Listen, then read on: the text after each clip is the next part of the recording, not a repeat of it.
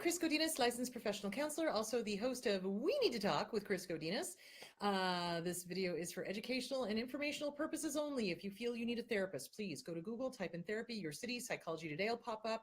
You'll see all of the therapists in your area. Also, the views and opinions herein are mine and mine alone. They do not represent the ACA, the APA, or any other therapist for that matter. Boom, done. Okay, so this week has been amazingly difficult. So just to let you guys know, Wednesday, my dog Baba was diagnosed with congestive heart failure. By Saturday, I'm going to start crying. By Saturday, we had to put him down. So he is gone to that farm in the sky, hopefully with Kyle. That's my hope. Kyle was our dog that John and I got together when we first got married. So they knew each other and they were good puppies playing. So anyway, it's been a rough week, so I will try to do this show as long as I can. It's been exhausting. John and I are grieving, so there it is. And people are always like, oh, are you going to get another dog? Are you going to get another dog? And I'm like, whoa, whoa, whoa, whoa, whoa. We have a dog. We have Scotty, who we call Hey Hey, because if you've ever seen Moana, he is kind of like that chicken. So no, we're not going to get another dog. Scotty's a much better single dog than he is with another dog. I mean, he got along with Baba, but he doesn't get along with other dogs. So we're just going to let Scotty be a single dog for a while. And then once Scotty goes to that great farm in the sky, then we're probably going to look at getting a male and female brother and sister. So anyway, it's been a rough week. So along those lines, hi guys, and thank you. And I didn't say that for the sympathy. I just wanted to explain that's probably why I'm not so, bubbly and energetic as I normally am, because I haven't been sleeping. So along those lines, I also wanted to talk about grieving briefly before we dive into trauma bonding, because grieving happens when we leave an abusive relationship. Grieving is not acknowledged in this society for some bizarre reason. It's like when something horrible happens, we are expected to get over it within, a day or two, and that's not going to happen. So grieving is an ongoing process. The Victorians had it right. They really did. It's like they did it for a year and a day. And the reason being is because you need to get through all of the firsts. You need to get through the first, Mother's Day, Father's Day, 4th of July, Memorial Day, Labor Day, Halloween, Thanksgiving, Christmas, New Year's, anniversary, birthday, et cetera, et cetera, et cetera. So it's an ongoing process. The most intense part of the grieving is for the first year, and it takes about 3 years to get back to some semblance of normal. So when we have a death, it's going to take a year of intense grieving. When we have a loss of a relationship, it's going to take a year of intense grieving and working on ourselves to get through that. That's why I keep saying, do not get involved in another relationship until you've gone through the grieving process and until you've had a chance to work on you and take care of you and discover who you are and remember who you are. Remember Taka, Tafiti, hello. So yeah, it's a grieving process and you've got to do that. All right. Thank you guys. I appreciate it. All right, trauma bonding. Let's talk about trauma bonding for a brief moment, actually for more than a brief moment.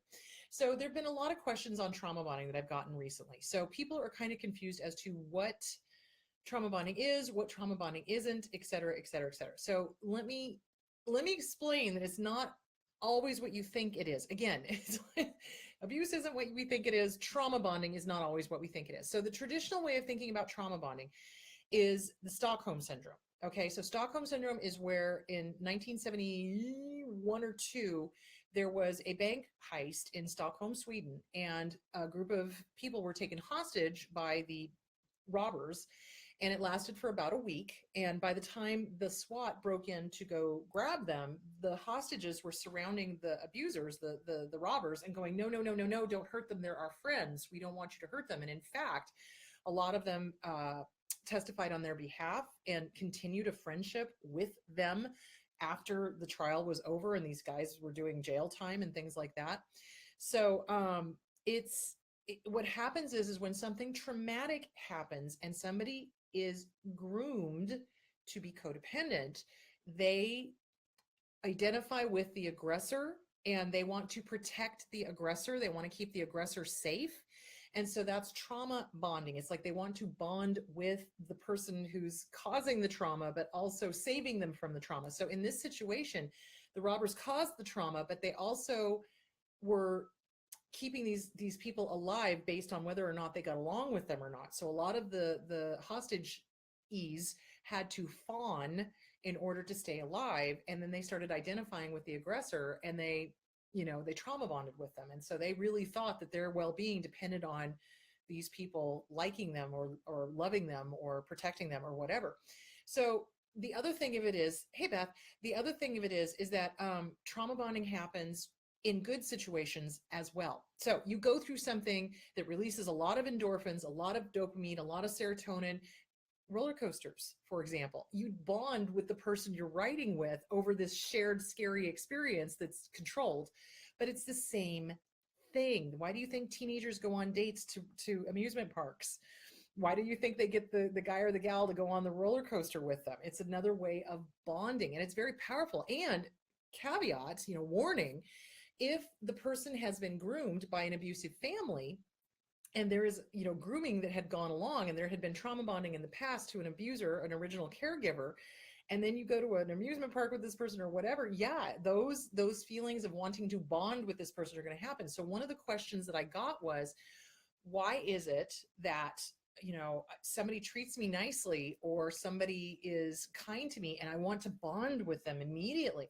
That is also part of trauma bonding. If you've been in an abusive relationship and you see safe harbor, that little kid in you, remember, the little inner child wants to bond with whoever looks like they are the safe adult. So that's why people who have been abused have a tendency to attach themselves very quickly to somebody who looks safe, which is why it's so dangerous for survivors of abuse to not give themselves that year and one day to work on themselves, because that inner child is running the show, and that inner child is going to go for somebody who looks safe, somebody who tells them what they want to hear, somebody who tells them that they're good, they're loved, that they're wanted, that they're this, that they're that. And abusers are adept at doing that. And so abusers come across with this lovely mask that they are the safe adult, the safe harbor, the safe whatever, and then it turns out, no, they're your worst nightmare. But that inner child wants to bond immediately. And of course, the abuser wants to bond immediately. And it's a perfect storm of really fucked upness, really, when you think about it. So trauma bonding is more than just going through a traumatic experience. It's when somebody has been abused in the past, their inner child is running the show, and they see safe harbor and they want that safe harbor. And unfortunately, 9 times out of 10, if you have not done the work, if you have not worked on that original wound, if you have not dealt with that inner child, it's the inner child is the one that's running the show and wants to bond immediately with somebody who looks safe, as opposed to the adult you who has now worked on all of these, original wound and the fear and the abandonment and things like that, who's able to go, okay, I'm going to pretend I'm from Missouri. Show me that you're safe harbor. Show me that you're trustworthy. Show me over a long period of time that I can trust you. Okay, because abusers want to move at lightning speed. And unfortunately, the inner child inside of us wants to move at lightning speed to get reconnected into a secure attachment. But it doesn't happen with abusers. Abusers pretend to be the adults, pretend to be the safe harbor. And then as soon as they know they've got you in their grasp, boom, the devalue and discard starts. So trauma bonding is not what we think it is. It can come from, yes, going through a very traumatic experience and identifying with the aggressor, and we trauma bond to them. So they abuse, but then they're nice, and then abuse, and then they're nice, and we bond to that. And it's a very powerful bond. It really is. So it can also come from having been groomed by a previous abuser, by a toxic parent or a toxic romantic partner or a toxic sibling or whatever. And then where the inner child is looking for safe harbor and wanting to connect. And we connect to the illusion of safety, and then boom, it's not safe. That's why I keep saying, it's like, if you guys get out of a relationship that is abusive, when you guys get out of an abusive relationship, you do not pass go, do not collect $200, do not dive into another goddamn relationship, because you got to take that time to get the inner child under control, so the inner child is not wanting to bond with the first person who pretends to be the good parent. So, and that's what's going on. So it's the inner child is running the show. And the inner child, and somebody said, well, how old is the inner child? I don't know. How old were you when the trauma happened? Were you 2, 3, 4, 5, 6, 7, 8, 9, 10? Teenager? It can be any of those years. And that's what you need, or all of them. And that's what you need to work on so that you do not bond yourself to the first safe harbor or the first kind person or the first nice person that comes along. Because oftentimes, this is why I'm saying I am a huge fan of long engagements, because you really get to know who the person is. And remember, abusers can't maintain the mask forever and a day. So if you're doing a long engagement, you're taking your time, you're not divulging everything, you're really paying attention to your gut, you're working on your self-esteem, you're doing all of this. And the mask will slip if they are an abuser, because you're really paying attention to your gut and you're listening to yourself and you're in therapy and you're working on your inner child and you're doing the journaling and you're taking care. And do you see where I'm going? And you're not desperate. Oh my God, I have to connect. I have to connect, have to connect. Oh my God, I'm going to die alone if I don't connect. No, if you get with another abuser, you are going to die alone, because you're going to push everybody away, because that's what abusers do, is they set about to push away every single true safe harbor, true good friend, true good family, true child who loves you. They set about to do that because all of these people see the abuser for the piece of shit that they are. That's what they do. So, that's why I'm saying trauma bonding is really more than just going through a traumatic experience with an abuser and bonding to those good times. It's also when we have been groomed and our inner child is running the show and we are looking for a safe harbor, safe harbor, safe harbor, safe harbor. Could I up my volume? Is everybody having problems with the volume? Can you hear me now? So, okay, hold on a second. Let me see if I can go back. Oh, look, I can actually roll backwards. Hey, that's awesome. Okay, let's see if we got any questions on this.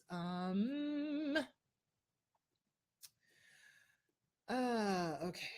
And thanks, you guys. I appreciate all the condolences. Thank you. Today is my 5-year anniversary from the divorce of the narc. Congratulations, Faith. That's awesome. Okay.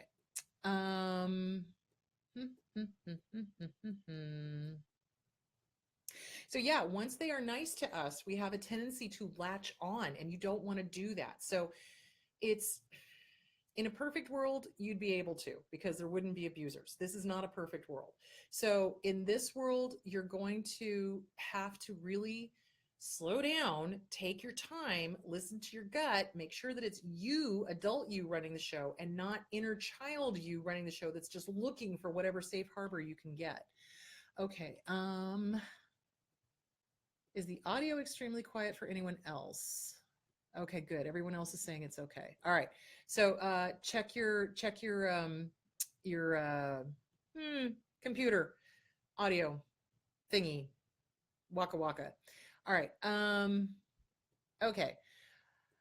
Okay. So being single is okay, and it will keep us from getting trauma bonded, because we'll take that time, that year and a day, to work on yourself. And here's the other thing. If you cannot stand being alone, Houston, there is a huge problem. You need to get with a therapist and work on self-esteem and work on that inner child, so that being alone is actually enjoyable. Like, it's not this terrified, oh my God, I can't stand it. I don't like the thoughts. I don't like what I'm thinking. I don't like what I'm feeling. I don't want to be alone. I need somebody there to distract from this. So that is a huge clue that what you need to be working on is yourself. You need to be working on your thoughts. What are you thinking? What are you feeling? What is this interior dialogue saying to you about this person? If it's saying things like, oh, there's safe harbor. Oh, we need to get together with them immediately. We need to bond. We need to mesh. We need to meld. We need to become one. We need to, whoa, put the brakes on that. That is not healthy. That is not normal.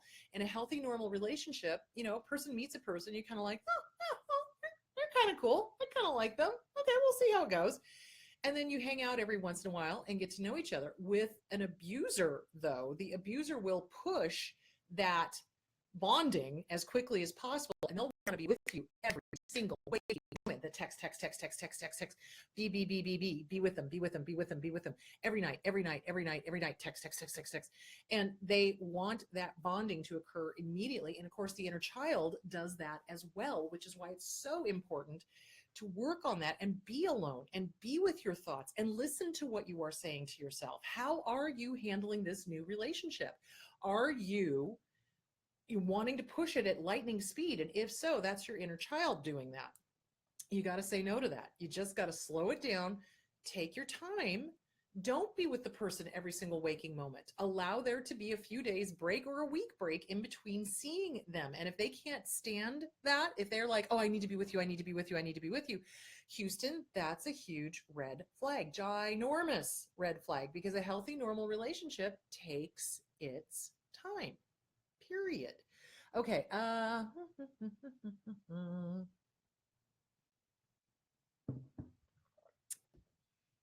Okay. Oh my God. Okay. So therapy with a narcissist, don't ever do it. Therapy with flying monkeys, probably not a good idea. Here's the reason why. Most flying monkeys are minor narcissists. Okay, so the question was, um, I have this person, this family member who used to be a flying monkey, has texted me and even shown up at my house claiming I wanted nothing to do with her. Well, I don't, because she sided with the narcissist, but I felt like she was more sincere. Would you suggest going to therapy with her or no? Um, if she's really sincere, if she's truly seen the light, you could go to therapy. Caveat, warning. Is she really sincere? You know, and it's hard to tell because narcissists cry crocodile tears and minor narcissists cry crocodile tears. And that's, in fact, one of the questions that I have later on. Somebody said, well, what does it mean when an abuser is crying? And my response to that is, do you actually see tears, or are they just doing the welling up thing, the whole, you know, they can fake it. They can fake it. You know, they can well it up, but very rarely do you see the you know, the full blown, it's, you know, they're streaming down their face. Some can. Remember, caveat, you've got the psychopaths out there that can mimic. So, but you know, usually when somebody's using it as a manipulation, what I see is they do the whole welling up, but it never comes down. It never streams down their face. And it's used as a manipulation to make the partner feel guilty. So should you go to therapy with her? Only if you've got a really goddamn good therapist that understands the situation and understands abuse and understands flying monkeys and is going to call her to the carpet on her behavior. Now, if she tenders a sincere, true apology, such as, I did not know he was a narcissist. I am so sorry. Please forgive me. It will never happen again. I do have your back. That's great. If she does the whole, I'm sorry, but I'm sorry, I'm sorry, and then it happens again, stick a fork in her. She's done. Be done. Be done being abused. Abso-freaking-lutely. Okay. I know for myself, I was bonded to my ex because I found myself in the trap of parent-child relationship with him. I tried to fix the wounded child in him. Yes. And that is another thing that narcissists will do, is learned helplessness. So in other words, they will force the partner into the position or the parent role, and then they'll damn them for being in the parent role. You're always nagging me. You're a bitch. You're this, you're that, you know, you're an asshole for telling me what to do, blah, blah, blah, blah, blah. But yet they do the learned helplessness. They don't do what they're supposed to do. They don't do, you know, the house chores. They don't help out. They don't do anything. And then when you remind them, oh, how dare you? How freaking dare you? Yeah. And then you're the bad guy. So now that also occurs in children who have been raised by narcissists, tend to have that inability to take responsibility, but that is a learned behavior and they can change it. It depends on whether they want to, but a real abuser and they're doing other things that abusers do, that's never going to change. That's part of their, what's the word I'm looking for? Their repertoire, their milieu that they do. It's what they do to abuse. So yeah. Okay. Yeah, you don't want to ever be the parent in a relationship either. And that is really unhealthy. So, because again, it's not your job to fix them. Not your job. It's not your job. It's like you can point things out to be sure. But if you are constantly, they're constantly help me, help me, help me, help me, help me, and you're constantly helping, and you're exhausted, that's not a healthy relationship.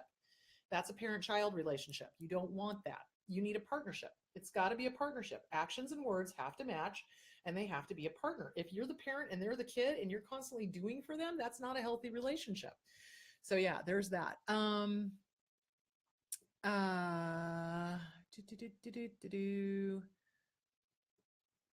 Okay, Alex, I'm not sure what your question is. Is dark triad...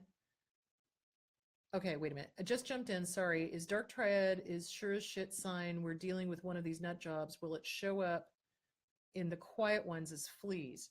So dark triads, okay, remember, are narcissist, psychopath, and Machiavellian, control freaks. So usually does not show up in quiet ones as fleas. It is full blown. So fleas, let me put it to you this way. Fleas are when a person has never behaved like an abuser before. They get with the abuser, and all of a sudden, the abuser's bullshit is coming out of their mouth. Okay, the snarkiness, the nastiness, the lying, the gaslighting, the whole thing. And you're sitting there looking at them, going, "What the fuck just happened to the person that I've known for the last decade? Where did that honorable man or woman go?" Those are fleas that they've learned, and they are identifying with the abuser in order to not be punished. And they are also participating in abuse by proxy, doing this to the family and the friends that see the abuser for the piece of shit that they are. And it's a way to not get punished. So yeah, it's usually fleas are learned, and they were not there prior to the abuser showing up. If they were there prior to the abuser showing up, you're probably dealing with an abuser yourself. You know, they're probably an abuser or a narcissist or some other issue there prior to that. But if none of these things were there before and suddenly they start acting like this, those are fleas. Those are fleas. Does that make sense? I hope that explained that. Okay. You want to believe that they are the nice person. Yeah, they're not. You do. And the little kid does. Little kids are very trusting.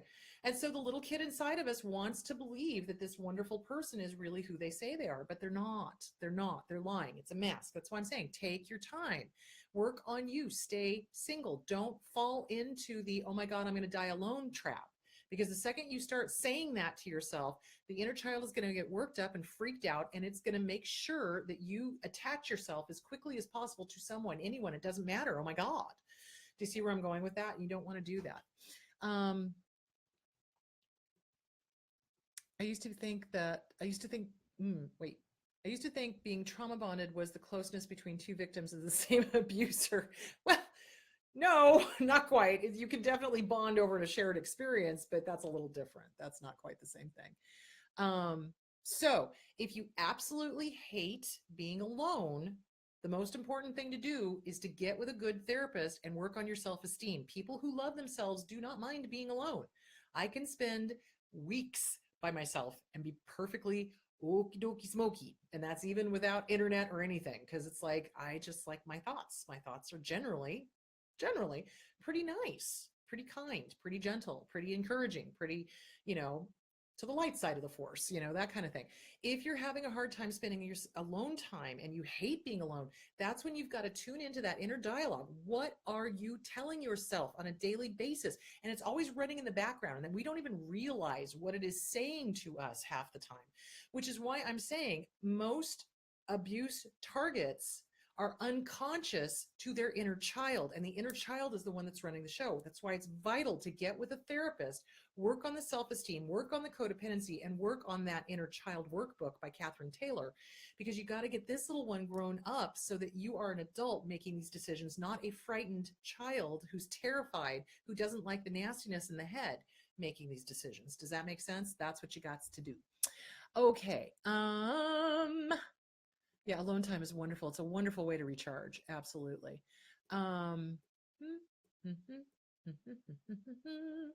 they do an Oscar performance. They absolutely do. So when they're doing the boo-hoo-hoo thing, you always want to check. It's like, are they really crying or are they just welling up? Because if the tears are streaming down, most likely it's real. Now, that's not always, because if you're dealing with a psychopath, they can mimic, but trust your gut. Trust your gut. It's like when I'm in session and I see somebody who is an abuser do the whole boo-hoo-hoo thing looking for sympathy, I just kind of sit back and go, a little gray rock, and pretty soon they stop because they know that I see it's bullshit. So, yeah. All right. All right. Is it the person himself that you are addicted to or bonded to, or is it the addiction for the approval from this person that the person seeks? It's the approval. So what we are bonded to is not so much the person themselves, but the approval and the good times. So we get addicted, we literally get addicted to the upswing when they're kind to us, when they are love bombing us, when they are mirroring us, okay?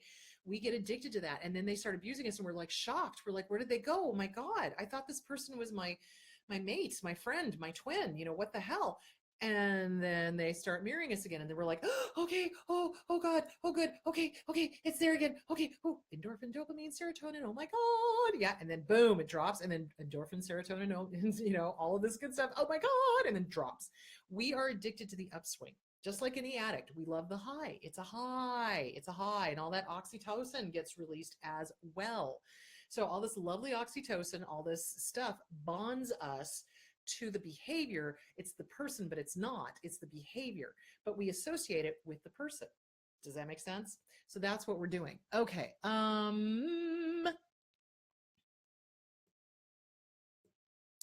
Yeah, abusers will cry and do crocodile tears, the fake ones, and then 2 weeks later the behavior starts all over again. So you've left them, right? You've walked out, just like James, like what you're saying. You've walked out and said, I'm done. Fuck you. I'm done being abused. Goodbye. And then they hoover you back, you know, oh baby, baby, it'll be different this time. I'll be different. It'll be better, blah, blah, blah. And then 2 weeks later, the behavior starts all over again. I'm sorry, but if negative, nasty behavior starts all over again when they've apologized supposedly for it, then it wasn't a sincere apology. It was a narcissistic apology. They absolutely are not going to change. Run, do not walk to the nearest exit. There's no reason to continue this pattern over and over and over again.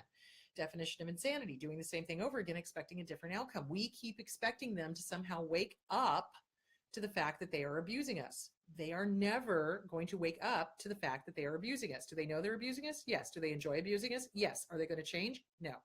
Because that would mean taking responsibility and going, oh shit, I did this, my bad, let me change, let me work on myself, let me work on that low self-esteem that's causing me to want to hurt people, right? No, they're never going to do that. They don't do that. Their ego is too huge and it will not happen. And yet we live in the hope that somehow if we can just show them how badly they're hurting us or tell them how badly they're hurting us, that they will stop. Well, that works with a normal person, but here's the deal. A normal person doesn't go around hurting somebody on a daily, weekly, monthly, yearly basis. They don't.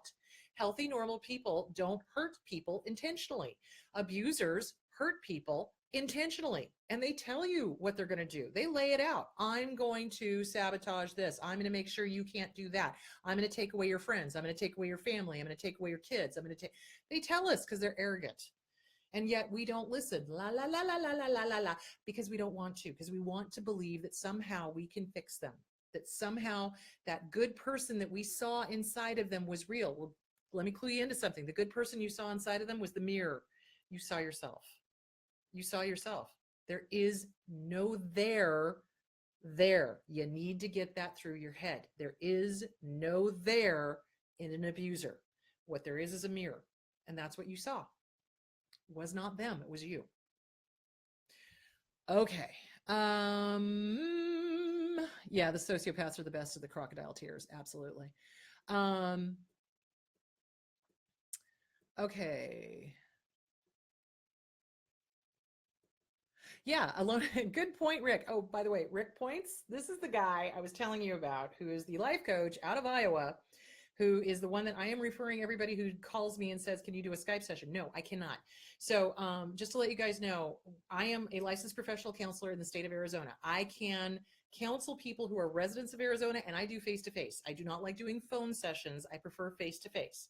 So when somebody is out of state and they want a counselor that understands abuse and understands addiction, that man, Rick Points, is your dude. He's your guy. He's your go-to guy. He's the one. He's a life coach, and he gets it. So he can do Skyping. He can do international. He can do whatever because he's not under the constraint of a licensure in a state. So, but this man has been trained and he knows what he's doing. So Rick Points, he's your man. Okay, Rick Points, he's your man. Sorry. He can't do it. No one can. He's awesome. He's awesome. So give him a call. All right. Ryan, when my ex just recently started trying to bother me again and with fake accounts, she said she only has depression and I'm like that. Wait, James, I don't understand. Sorry. Try again. Okay. How authentic is the love bombing phase for the abuser? It's not. It's not. It's manipulation. It is a game. You've got to get this through your head. The love bombing phase is not them going, oh, I found the love of my life. Oh my gosh, this is awesome. This is great. This is fantastic. No. What it is they have spotted somebody who has something that they do not. Okay, keep this in mind. They have the light. You have empathy. You have kindness. You have humor. you have joy, you have money, you have whatever it is that the narcissist thinks that they don't have, and they target the abusee, and then they set about to mirror the abusee and do the love bombing to get them in. It is all a calculated game. Abso-fucking-lutely. Do not kid yourself for 1 second that they don't know exactly what they're doing. They know exactly what they are doing. And the love bombing is nothing to the abuser. It's just another tool. You've got to understand, when you are dealing with somebody who is an abuser, they do not see empaths, you, me, everybody else, as a person. They see us as a means to an end. Okay, so some narcissists get together with somebody because they have money. Some narcissists get together with somebody because they're good looking. Some narcissists get together with somebody because they have something that they do not. And so they will use that person until those attributes are sucked dry. And then as soon as those attributes are gone, they are peace the fuck out. Absolutely. It's all a game to them. And humans are not seen as humans with real emotions. They are seen as objects to be used. Does that make sense? Okay. Malignant ex-nard seems so sincere before the devalue. Yeah. But in retrospect, he was high from the attention he was getting from the family and friends by showing me off. Yes. Was he trying to convince himself he wasn't hollow, was truly in love, in the love bombing too? No, what he was doing is, you're right. He was getting high off of the attention he got from showing you off. That's all it was. It was an ego supply. That's it. That, you got to get that through your head. It was just ego supply. Okay. All right. The word Machiavellian makes me want chocolate-coated macadamia nuts. Oh my God. It does kind of sound like that, doesn't it? That's funny. Okay. Hey, Kaylee. Okay. All right. Hello, Laura. Okay, yeah. So abusers can suffer from depression, yes, because they're miserable pieces of shit and they're not getting what they want. And the older they get, the less likely they are to get the narcissistic supply that they crave. And yeah, they do have depressive moments. At the poor me, oh my God, they will lay on the couch and poor me, poor me, poor me, poor me, pity, pity, pity, pity, pity, refusing to take any responsibility for how they got there. So oftentimes what I will see is a deflated narcissist, older, come in and they're depressed, and then they start telling their life story, and it turns out they have screwed over every single family member, have cheated on every single love interest in their life, have harmed their children, and yet they don't understand why none of these people want to be around them. And now they're in their 60s, 70s, 80s, and they're alone with their thoughts, all by themselves, and nobody will hang out with them. So yeah, they do get depressed, but it's not like how to explain this? It's like when somebody is working on themselves truly, okay? When somebody's truly interested and enlightened and wanting to work on themselves and they've got some issues, they will literally go inside and go, where is my part of this? How can I heal this? How can I fix this? How can I do things differently? What can make my life healthier and better? With a narcissist, they refuse to acknowledge that anything that they did caused their current situation, and they're looking for somebody to blame. Like seriously, like they'll blame an ex from 3 or 4 wives ago or 3 or 4 husbands ago, rather than go, gee, I wonder why I've been married so many times. Gee, I wonder why none of the kids like me. Gee, I wonder why all of my friends have abandoned me. Hello? Yeah. It's crazy. Okay.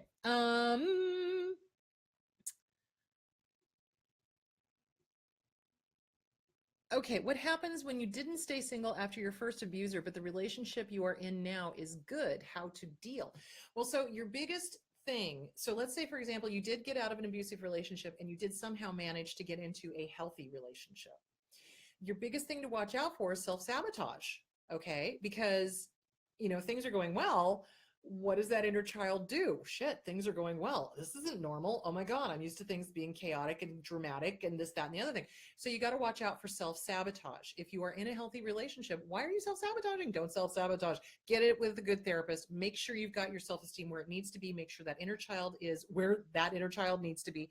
Work on the disease to please make sure you're not self-sabotaging. Abso-freaking-lutely. Because, and that's another question that I had that I do want to address. So when we get out of an abusive relationship and we get into a healthy relationship, the self-sabotage thing is there because there is a part of us that is afraid to succeed, even in having a healthy relationship. Why? Because when we are with an abuser, it is all about the competition. We cannot be better, smarter, stronger, faster than the abuser. The abuser is a know-it-all. The abuser has to know everything, has to be smarter, has to be better, has to be, that's why they take over hobbies. That's why they boot out family. That's why because anybody who sees them for what they really are, they can't handle. And if you're talented and you're doing stuff that's really cool, they'll set about to sabotage it so that you're not doing that cool stuff anymore because they can't stand the competition. They can't stand the fact that you're getting attention.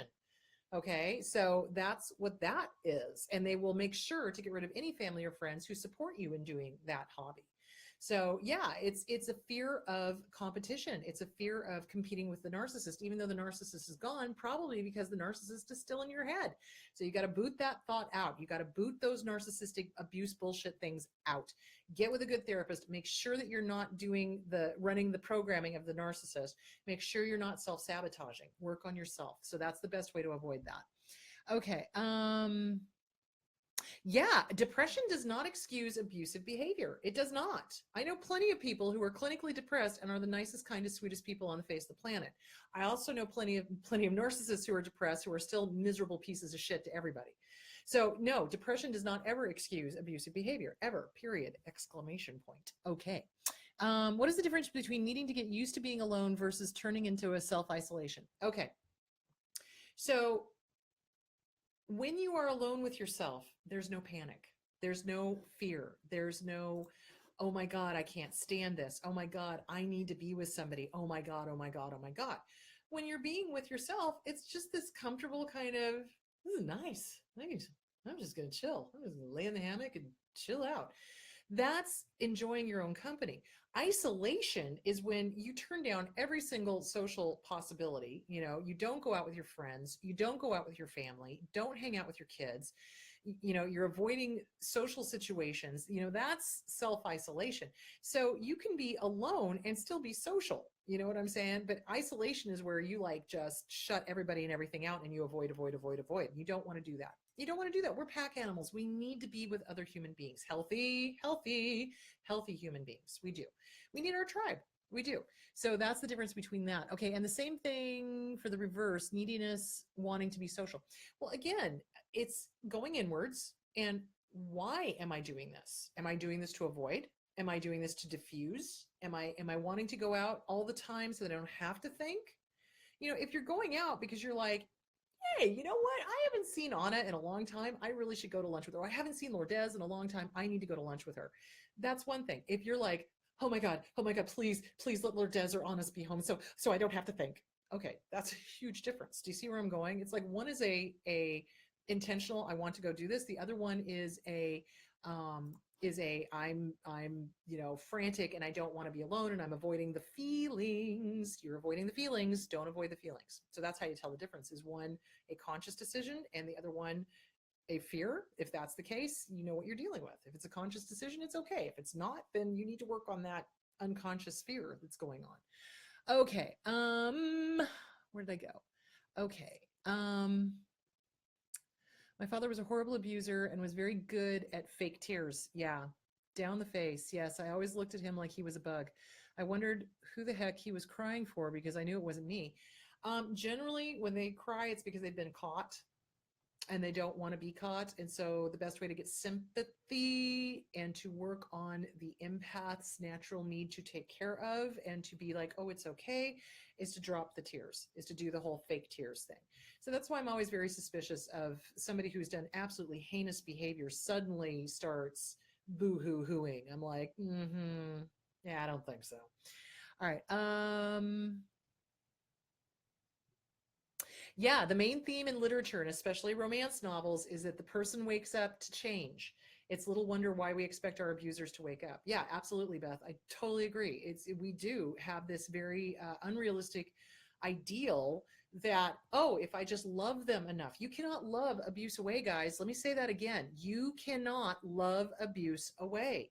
It does not change them. There is no there to change. There is no there. You've got to get that through your head. And yeah, a lot of these romance novels start off with the crusty old Scottish guy who, really just wants to be loved, but he's this abusive asshole that the heroine has to fix and change, and suddenly he wakes up and realizes how much he loves her. Oh my God, I need to throw up. Seriously. I mean, it's like, that is not reality. That's great for a romance novel.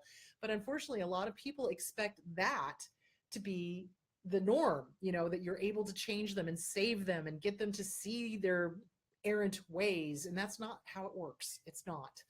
So yeah, absolutely.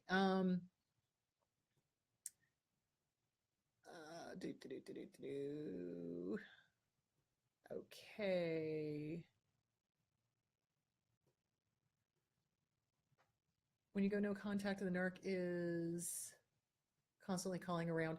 Yeah, so you've got to be careful when you go no contact. So when you recognize that you have been trauma bonded to somebody and you start working on yourself and you start breaking away and you start going no contact, this is when they start the smear campaign. Absolutely. And they'll start calling around wanting to know how you are. Who are you? How are you doing? Jar of Hearts by Christine Perry is a great song about that. It's like, you're collecting this jar of hearts. I hear you've been calling all around, wondering if I'm somewhere to be found. That's what they do. They want to hoover you back in, because how dare you leave them, because they want to be the one to leave you or to continue abusing you. That's really what it's all about. So ego and self-esteem are not the same thing. So Margaret's asking a really good question. How can someone have a huge ego but no self-esteem? So ego and self-esteem are very, very different. Okay. Self-esteem is just that tiny little voice going, good job. Keep going. I love you. Oops, you fucked up. Did you make amends? You did? Okay. Forgive yourself. Move on. That's it. Ego is other esteem. Okay. Other esteem. It needs to have the approval and the acceptance of people outside. So people outside have to be approving and accepting. That's the ego. Okay. Self-esteem is the interior voice. Ego is the exterior voice going, look at me, look at me, look at me. Pay attention to me. Tell me how great I am. Tell me how great I am. Tell me how great I am. That's ego. So you can have a ginormous ego and no self-esteem. Yeah. I know, it's a trip. So yeah, that's what that is. Okay, so let's continue on. Do they love? No, narcissists do not love. Guys, get this through your head. They cannot change. They will not change. They do not have the empathy cog. They do not feel emotions like you and I do. They do not love. Here's how you know. Love and respect are one in the same. Love and respect are one and the same. If they are disrespecting you, they do not love you. Abuse is disrespect. They do not love you. They do not love. They don't know how. They don't love themselves. They don't love anybody around them. They do not love. I want you to think of them as sharks. Have you seen the sharks? That dead eye kind of looking predator kind of thing? That's what they are. They do not love. They do not feel. They don't have regret. They do the most horrible and say the most horrible things and have no regret. They're not sorry. They're sorry they got caught, but they're not sorry that they've harmed you. They do not love, guys. They do not. They can fake it. They can mirror you. They can do a great mirroring of how loving you are for a while. And then the mask slips, and then their true evil self comes out. They do not love. People who love do not discard, do not devalue, do not put down, do not lie, do not harm, do not cheat, because none of that is love. That's game playing. And that's what all narcissists are about. They are all about the game playing. You betcha. Okay. What about wanting family members who sort of get it, but not really to understand? They were like parents to me, and sometimes it seems that I wonder if no approval would be enough. Flee. Okay, so here's the deal. I think I've talked about this before, and I'm going to talk about it again. This is why we need to educate the living crap out of everybody and their dog on this topic, because normal people, normal in bunny ears, normal people have a really hard time wrapping their heads that somebody can be that devoid of a moral compass. So normal people have got a moral compass, okay? Even psychopaths know what they're doing is wrong, okay? But narcissists are so arrogant, they know what they're doing is wrong and they don't fucking care, okay? It's because they're above the law. They're smarter, faster, stronger, better than everybody else and their dog, and they know better than everybody else, including PhDs, including the doctor, including the therapist, including the police officer, including whatever. They know better, they know better, they know better, and they're never, ever going to admit they've ever done anything wrong in their entire life. So normal people have a really hard time wrapping their heads around this. So for example, the best example I can give is when Ted Bundy was caught, everybody was shocked. Why? Because you could not fathom the depth of his depravity. You could not fathom doing that to a living creature. You could not fathom that this relatively good-looking guy who was so charming could be such a morally devoid demon. Seriously, it was hard for people to wrap their heads around how heinous his crimes were, because most people go, I act like a good human being, therefore everyone acts like a good human being. No, people, no. Just because you act like a good human being does not mean that everybody in the face of the planet does. So it's good to have a little bit of healthy kind of paranoia. I'm not like, total paranoia, but you can't assume, because assuming makes an ass out of you and me, that everyone is going to behave on the same moral playing field that you are. And this is where family members get fucked up. And this is where they do the whole, oh, but you just need to call them. Oh, it's Christmas. Come on. It's your dad. It's your mom. You should call them. I'm sorry, if that dad and that mom have been abusive and have broken noses and dragged kids across the floor by their hair, have shown them books of burnt children to frighten them, then you know what? That person never deserves another phone call from that child ever again, period.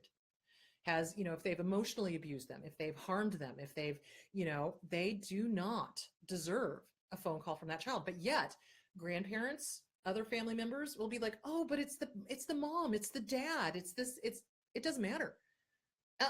No, wrap your head around it. This person's crazy. This person is evil. This person has perpetuated harm and enjoyed it. And it's all about control. So yeah, no. And this is why you get some flying monkeys. Not all flying monkeys are minor narcissists, but some flying monkeys are just ignorant. They don't get it. They don't understand that somebody can be that evil. They don't get it. They don't get that there is that kind of evil out in the world, that somebody would treat a child like that somebody would treat somebody so horribly, that somebody would sleep deprive them, that somebody would keep them up at night screaming at their romantic partner, telling them to get rid of their kids. It's really hard for healthy, normal people to wrap their heads around that, but they have to, guys. They have to. This is why I'm saying we've got to educate the living shit out of everybody that these monsters exist and they are out there. And it's way more than they are saying. They're saying like, oh, it's 4 to 8% of the population. Bullshit. I'm calling 30%. I am. Because it doesn't get reported, because they don't go get help, because there's no one there to do the diagnosis, because they don't go get help. Hello. So there it is. All right. So, I hope that answered your question. So yeah, we do look for outside approval, but some people are flying monkeys and they don't get it. And even when you've presented them with the evidence and said, this person is an abusive piece of shit, they have harmed me, they have harmed my family, they have harmed my children, they have harmed, etc. Some flying monkeys are just like, no, they can't. No, they've always been so nice to me. So, no, that can't be cognitive dissonance. Anyone? Hello, what's this deal with that? So yeah, so you're fighting cognitive dissonance, you're fighting the backlash effect, you're fighting a lot of stuff. But the only way to overcome that is to educate, and stand your fucking ground. Stand your fucking ground.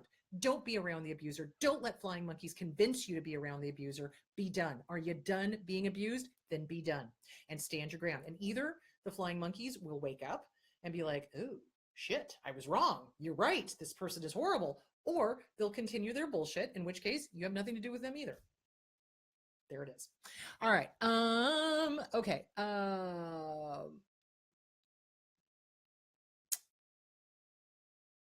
Okay, hold on. Yeah, James, stay no contact. So abusers, what they will do if they have obsessive X syndrome is they will create fake accounts like nobody's business. And what you do is you just turn them in and you keep a running track of them. And if it gets bad enough, you get an order of protection and you turn them into the police. And then every single time they try to contact you with another fake ID, because it can be traced back to the ISP, you turn them into the police and you do somebody to have a forensics of where this ISP is. And eventually they'll get caught because they're not as smart as they like to think they are. Boom. Okay. Okay. When they love bomb, Lori, you're absolutely right. Whenever I get love bombed, I am always feeling pressured, like I have no time to wait. How do I get rid of that impulse? So it's like a used car salesman. So when you go to a used car sales lot, they're always like, well, this car's going to go right now if you don't buy it. We got somebody else looking at it. So, this car's going to be off the lot if you don't hurry up and get, it's like this pressure to buy the car immediately. So think of an abuser like that. So somebody who comes off with this pressure, do it now, do it now, do it now, do it now. And of course, if we're people pleasers, we want to please. So we want to give into that, right? Because we're people pleasers.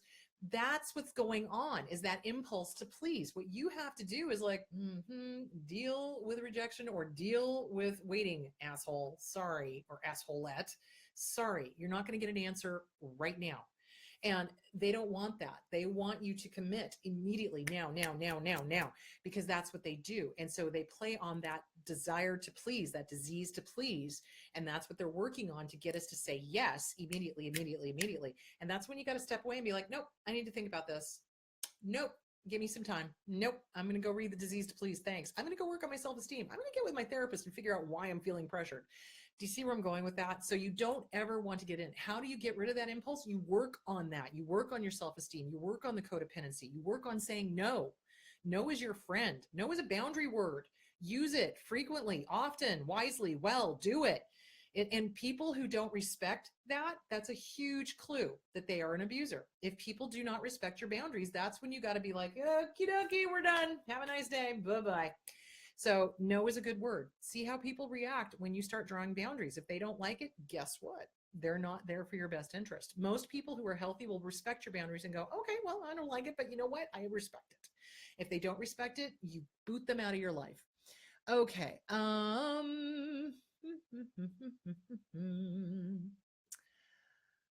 you watched Deadpool last night. Oh my God, that is like a funny movie. I love it.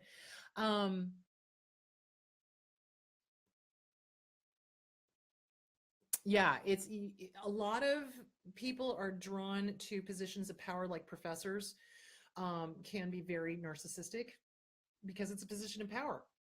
So yeah, you trust your gut. If you're dealing with an instructor or a supervisor or a professor and you're getting that weird vibe from them, trust it. It's not wrong. So listen to your gut. What if your family makes you wrong and feel bad for having feelings? Then the family is the problem. So listen to me now, believe me later. Not all family is blood.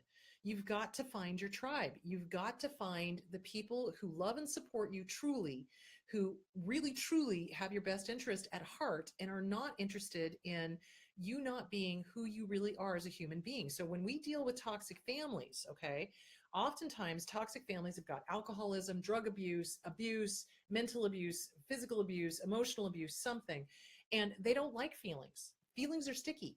Feelings are messy. Feelings are not black and white. And with most abusers, it's a very black, white, good, bad, all, nothing kind of thinking. They're very rigid in their thinking. So toxic families do not like feelings because they're messy and they're a plethora of colors. They don't like feelings, but that's a sign of how dysfunctional they are. So if that is the case, then you need to consider, if you were not related to these people, would you have anything to do with them? If the answer is no, act accordingly. You are not wrong for wanting them out of your life. Absolutely. Because you have a right to have feelings because you're a human being. That's what healthy, normal human beings have, is emotions and feelings. Okay. Okay, wait. If you are the scapegoat of all those things, Oh, Nancy, I don't understand what you're saying. Can you clarify what the question is on the scapegoat? So write it out again. Okay. With regards to pets, my need to grieve my loss of my 14-year-old lab was taken from me by the abuser on purpose. Oh, sweetheart, I'm so sorry. Took almost a year to realize that grieving just that loss needed to be done. Yeah, it affects you deeply. Not doing those things took the time to grieve, and that cloud goes away. It was a ripple effect of being abused. I'm sure she got off knowing my hurt in that loss. Couldn't think about my lab or talk about him. I owned that pet and myself that moment to grieve and to say goodbye. Think abusers look for these moments to do their best. Yeah, they do. So I know I'm dealing with somebody abusive in a workplace when somebody has a major loss. Like, for example, when I worked at the New Song Center, we had a client come in and she had lost one of her sons. And her workplace within 3 days was angry at her for crying at her desk. I'm sorry, what? She just lost a child, okay? 3 days into it, her workplace is screaming at her for crying at her desk. That's not normal, guys. That's abusive. That's abusive. That's what I'm saying. Our society is really fucked up when it comes to grieving. Grieving is a natural, normal response to loss of any kind. Losing a job, losing a beloved pet, losing a friend, losing a loved one, losing, it's a loss. You have to grieve it. You have to grieve it. It's normal to grieve it. And anybody who prevents the grieving process is an abuser, period. That's my stance. Okay. I wish I could have spoken to my ex-narc's friend's husband after the smear campaign against me. Unfortunately, they both died young. Heart attack. Whoa, where did that go? Heart attack and alcoholism says a lot. Yeah. Okay. I learned to speak to my inner child and let her know that I was the adult and I'm in charge. Good for you, Angie. That's awesome. The horrible part when you finally leave abuse is the soul searching of yourself and the fear you were raised with. Yeah, they're awful. Yeah, it is terrible leaving the abuser because we're left with this huge amount of fear, and that's part of the task of getting healthy is to work on the false evidence appearing real and to work on all of the abuse we went through, the being woken up in the middle of the night, the being screamed at, all of that. So interesting. Back in the 80s, my first relationship was an abusive relationship. He was handsome, and I was always left wondering what the heck was going on after he cheated. Why is this thing doing this? After he cheated on me and stole from me, I threw him out. A few years later, he killed himself. I just have to say, I'm so happy I listened to my gut. I found out later he raped women. Oh, you dodged that bullet. I have nagging thoughts of wanting to ask my younger sister if she suffered sexual abuse. Oh, dang it. Oh, no, now it's not going backwards again. I hate this computer sometimes. So, okay, with siblings, it's perfectly okay to explore whether there was sexual abuse with them as well. They may or may not be willing to talk about it. That's why I think it's best to always do it with a therapist so that there is an independent, unbiased third party in that conversation, and it's a safe environment for the person to talk about this. It can happen. So, for example, my sister denied that my dad did anything wrong. I mean, like, seriously. And she tried to gaslight me and tell me that the stuff that I went through never happened.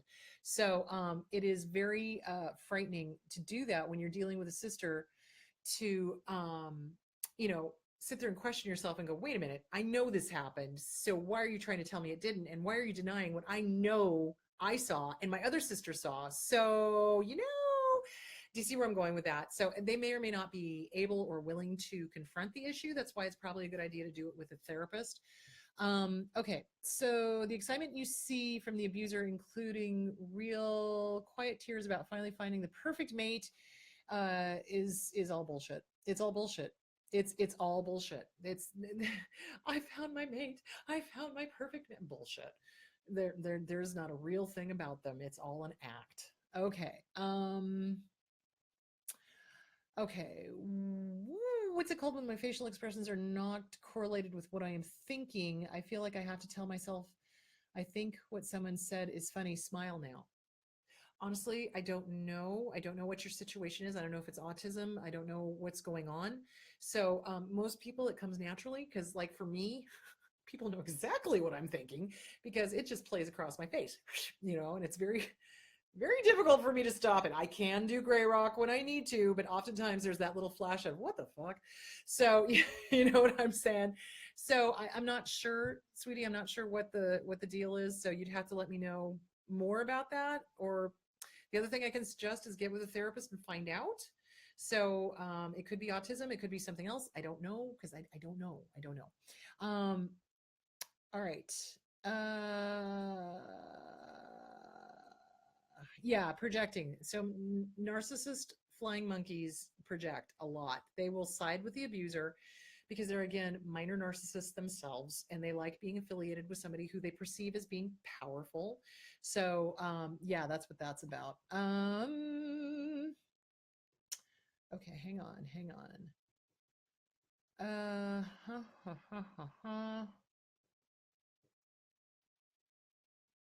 Okay, hang on. Trying to get through these questions.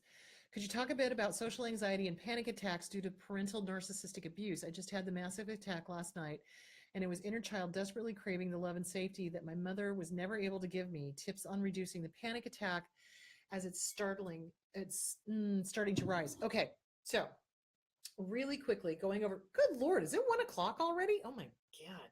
Okay. So funny because honestly, when I started this, I was like, I'm exhausted. I'm just going to stop. No, well, apparently I'm going to go on. Okay. So panic attacks. Let's talk about that. So with the inner child, so we've got little one inside of us, okay, that desperately wants to be loved, desperately wants to be accepted and approved of and taken care of. And we didn't get that when we were kids. So sometimes a situation will happen and we get triggered. So what's going on, and I'm going to explain this again. So this is your brain, left side, right side. This is the amygdala, okay? The amygdala sits about an inch inside of each ear. The amygdala is our fight, flight, freeze, or fawn center, okay? The amygdala is stupid, like 3 O's, stupid. It cannot tell the difference between a real threat, thought about a real threat, imagining a threat, an emotional threat, a thought about an emotional threat, or a past threat that happened 20, 30, 40 years ago, or 2 weeks ago. It all feels like it's happening right here and now. So when the amygdala perceives a threat of some sort, oh my God, I wasn't loved enough. Oh my God, I just want to be loved. Oh my God, nobody's ever gonna love me. Da da da da da da da. Blah, blah, blah, that stuff. It sends off a distress signal to the hippocampus and the hypothalamus. These two guys then tell the brain to produce cortisol. Cortisol is our stress hormone. So we start tensing up.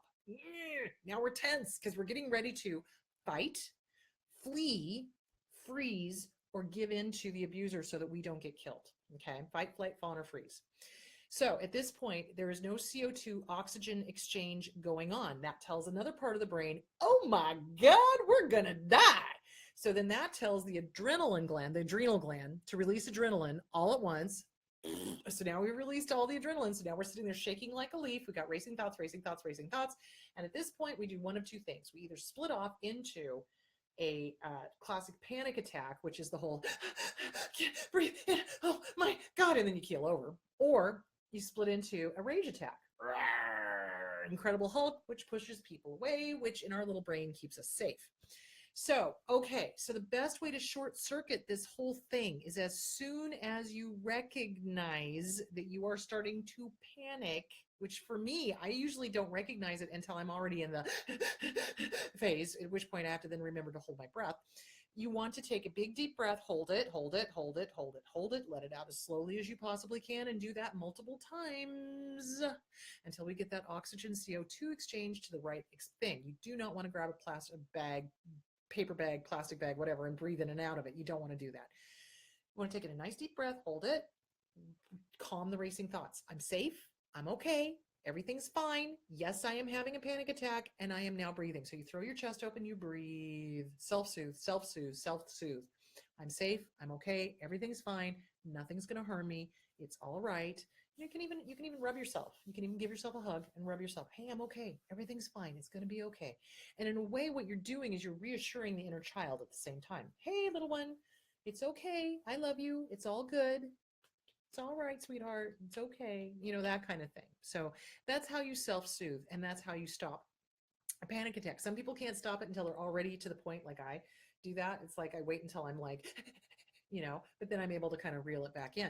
Other people can catch it immediately, like, oh, okay, I'm starting to flush. Okay, boom. I need to breathe. Wherever you catch it is wherever you catch it, but breathe, breathe, self-soothe, breathe, self-soothe. That's the best way to stop that. Okay. I don't think I self-isolate. Did I read that one already? Just tired and second year nail tech. Oh, wow. Good for you. I have some absolutely crazy hours. Yeah. I'm telling you, salon businesses, man, I don't envy you guys. Um, takes 3 years to build a solid client base. Yes, it does. So until then you work when your clients are available. Yeah, that's exactly what I did when I opened my business. It took 3 years to get a regular schedule going. So yeah, absolutely. Chris, could you talk a bit about social anxiety? Oh, that's the one. Sorry. Um, all right. So, okay. So social anxiety comes from watching our parents. So we kind of get how to be in the world by watching our caregivers. And if they were unhealthy, then we've learned a not healthy way of being in the world. So social anxiety is a learned behavior. That's the good news. That now means you need to work on it. So just get, workbooks, social anxiety workbooks, get the social anxiety workbooks and start working on that because it's a learned behavior. So that means if it's learned, it can be unlearned and you can relearn a healthier way of doing things. So that's that. Confronting mine, I saw so many different personalities come out. It was like watching a live exorcism. Yeah, they will run through every single manipulation that they think that they can. And when those don't get their way, they switch to another one and then another one and then another one and then another one and then another one and then another one. And it is seriously like almost watching multiple personalities. It is, but it's not. It's just them trying out different manipulations in order to get their way when they've been confronted on behaving like a buffoon. So yeah, it is really fascinating to watch. Can you explain the difference between blatant disrespect and the abuser's projection of disrespect onto a healthy partner? I used to self-sabotage by accusing my hubs of disrespecting me by blah blah blah. Really, it was just that he didn't realize the behavior bothered me because I never said anything because my narc dad trained me that I was allowed to stand up for myself, that I was not allowed to stand up for myself. So, okay, fleas. That's a flea. That's a flea. You learned that from watching your narc dad. So, in a healthy, normal relationship, when something goes south, we bring it to the attention of our partner and we don't project onto them. We take ownership of what we are feeling. So, and you do it like a reverse Oreo cookie. So, remember, a regular Oreo cookie is the hard stuff, the soft stuff, the hard stuff. With a reverse Oreo cookie, it's the soft stuff leading into the difficult topic and doing a positive takeaway. So when things go south, you do something like, "Hey, hun, do you have time to talk?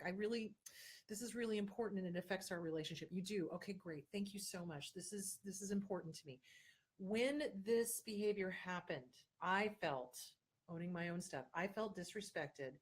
And I just needed to bring it up because I don't think I've ever told you before that when this happens, it triggers me with, and you can talk about what happened with dad. And I thank you so much for validating and listening to me and being willing to help me work through this. Boom, positive takeaway.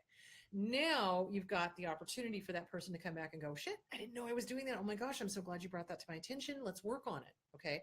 An unhealthy relationship is they will get defensive and they will tell you to shut the hell up and you don't have a right to your opinions or your feelings or your emotions or anything else.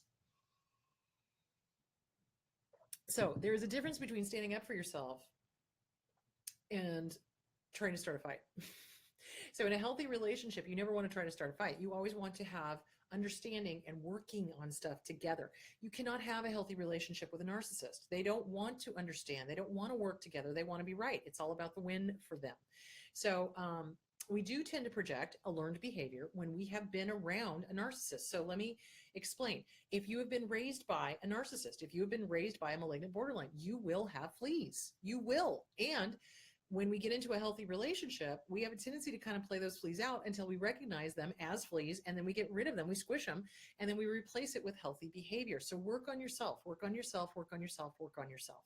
Make sure that what you are saying is not projecting. Make sure it's not a flea. Work on you. Own your emotions. That's what a real adult does, is they own their emotions. I am feeling this way. This happened and I feel this way, and I own it.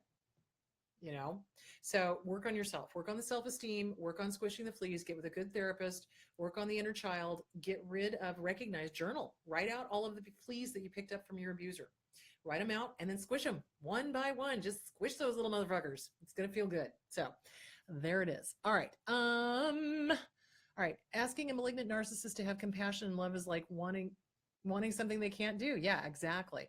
It's like asking somebody who is 5'2" to be able to dunk a 12-foot basketball. They physically can't do it. They emotionally cannot give you true love or compassion. They are incapable of it. Abso-freaking-lutely. They do not have that emotional cog. I cannot say that enough. Okay. Yes, and this is a common problem with healthy, normal people is we assume everybody's good. They're not. They're not. You look at the behavior. Actions speak way louder than words. Narcissists are able to say the prettiest things. Psychopaths, the prettiest things. But their actions betray them. They show them for what they really are because their actions and their words do not match. So always look to the actions. Don't listen to the words. The words can be beautiful, but the actions need to be beautiful too. So the words and the actions have to match. If they do not match, they are lying. Okay. I helped 2 people in my family to understand what I was saying about another family member by showing them some of your videos. Then something in their brains clicked and they began to understand. Repetition. And honestly, hearing it from a professional, it drives me crazy when I'll do like couples counseling, right? It's so funny. So I'll do couples counseling with a couple, non-abusive couple, just like a normal, couple that just has some communication issues. They never maybe had good role models for how to communicate with each other. And I will say my spiel and do it all. And the wife and the husband will say something like, yeah, she's told me that before. Or the wife will be like, yeah, he's told me that before. I mean, do you see where I'm going? It's almost like they need to hear it from an independent third party for them to believe it.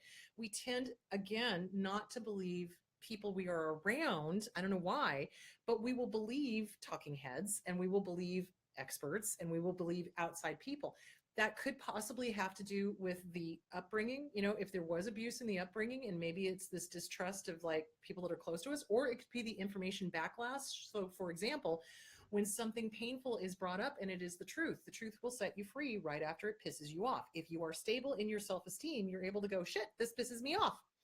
Okay, well, I guess I'm going to work on it then. If you are unstable in your self-esteem, that's when you go, no, this isn't true. No, cognitive dissonance. Okay. So, and then suddenly they hear it from a third party and now suddenly it's true. That kind of points to a self-esteem issue. So there's that. Okay. All right. And repetition. So here's the deal. It takes a normal brain, normal, no drugs, no alcohol, no addiction issues, no abuse issues, no none of that. 1 in 6 times of hearing or seeing new information to get it. It takes an abused brain, it takes an addict's brain 1 to 200 times of hearing new information before they get it. Usually it's down to the 200 end. So yeah, that's why people are always like, well, you repeat yourself. Goddamn straight I repeat myself, and I'm going to repeat myself until all 7 billion plus people on the face of this fucking planet know what the fuck I'm talking about, and there's no more abusers, and they are not able to hide. So goddamn straight I'm going to repeat myself as often as I need to. So there we go. All right. My ex-flying monkey said to me, but she's a good mother, which tells me she knew exactly what she is like. This was after calling me a psycho. Yeah, somebody who has to declare themselves a good parent or a good lover or a good anything, but I'm good, but I'm smart, but I'm this, but I'm that. They don't really believe it. Yeah, and this is the other thing. So narcissists are adept at hiding their abuse. And so they make the target of abuse look crazy because the abuser will never generally never abuse in public unless they are to the total malignant end of the spectrum. They buy their own press, they believe their own promos, and they think they can say and do whatever and get away with it. And in that case, yeah, they will actually abuse in public. They will start humiliating in public. They will start saying horrible things about the person in public to other people. And they'll be like, ha, ha, ha, ha, aren't I funny? And it's like, oh, no, you're not. So yeah, they will do that when they reach that malignant end of the spectrum. Absolutely. Okay. And yeah, other people don't see how horrible they are because a lot of abusers abuse in private. Not all, but a lot of abusers do. So, and then when their mask finally starts slipping and other family members and other friends are able to see it, then it becomes quite obvious. So,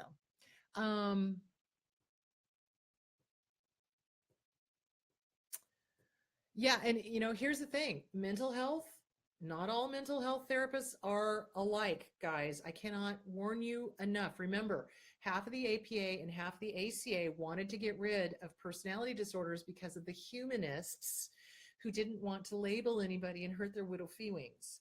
So thank God the other half of the APA and ACA said, no, we're going to keep the personality disorders in there.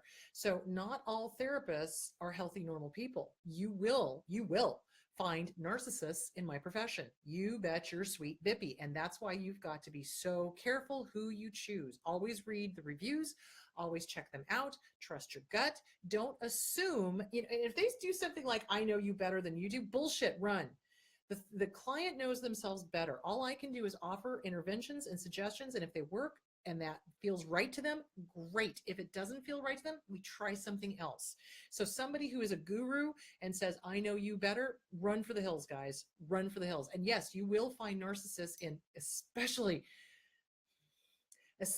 in the PhD programs. So you'll find psychiatrists, psychologists, counselors, social workers, not so much, but some in the social work. Yeah, you will find narcissists in those helping professions, because they've got a vulnerable population and they can control easily. I've actually had narcissists sit on my couch and tell me, oh, I love being with borderlines because they're so easily controlled. Oh, hello. That's exactly how they think. Do you see where I'm going with that? So you can't do that. So if somebody says that, that's a huge concern. Do you see where I'm going with that? So if they're doing something because they can control somebody, that's not healthy. That's not normal. Is that a flea? It might be, but that could also be an indication that they are narcissistic. So be careful. That's all I'm saying. Be careful. Okay. He's excuse me. He's so much of an ego trip off of role playing, being the ideal partner, cooking and calling me honey. But as soon as I was a human with a past and needs, the joyful performance became, you let me down as a human being. Yeah. So here's the deal. Narcissists have to have perfection. They have this fantasy, like literally a fantasy of ideal love, ideal relationships, ideal associations with the right institutions.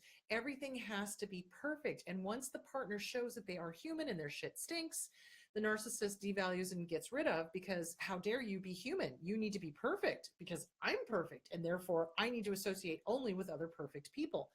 So this is why they do this. They can't stand it when somebody is actually human, because that means that there are human foibles. There's going to be flaws. There's going to be non-perfection.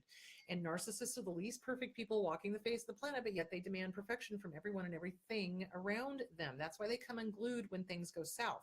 That's why they come unglued when they show up at a restaurant a half an hour late for their dinner reservation and are just outraged that the maitre d' won't seat them immediately. How dare they? That's not the perfect picture I had. That's what they do. They're crazy.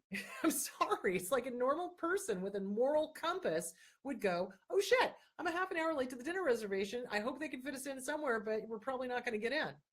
Yeah. Do you see where I'm going with that? So yeah. They need the person to be perfect. And when we show that we're not, that we're human and we have flaws and we make mistakes, then, oh boy, they get rid of us. You betcha. Okay.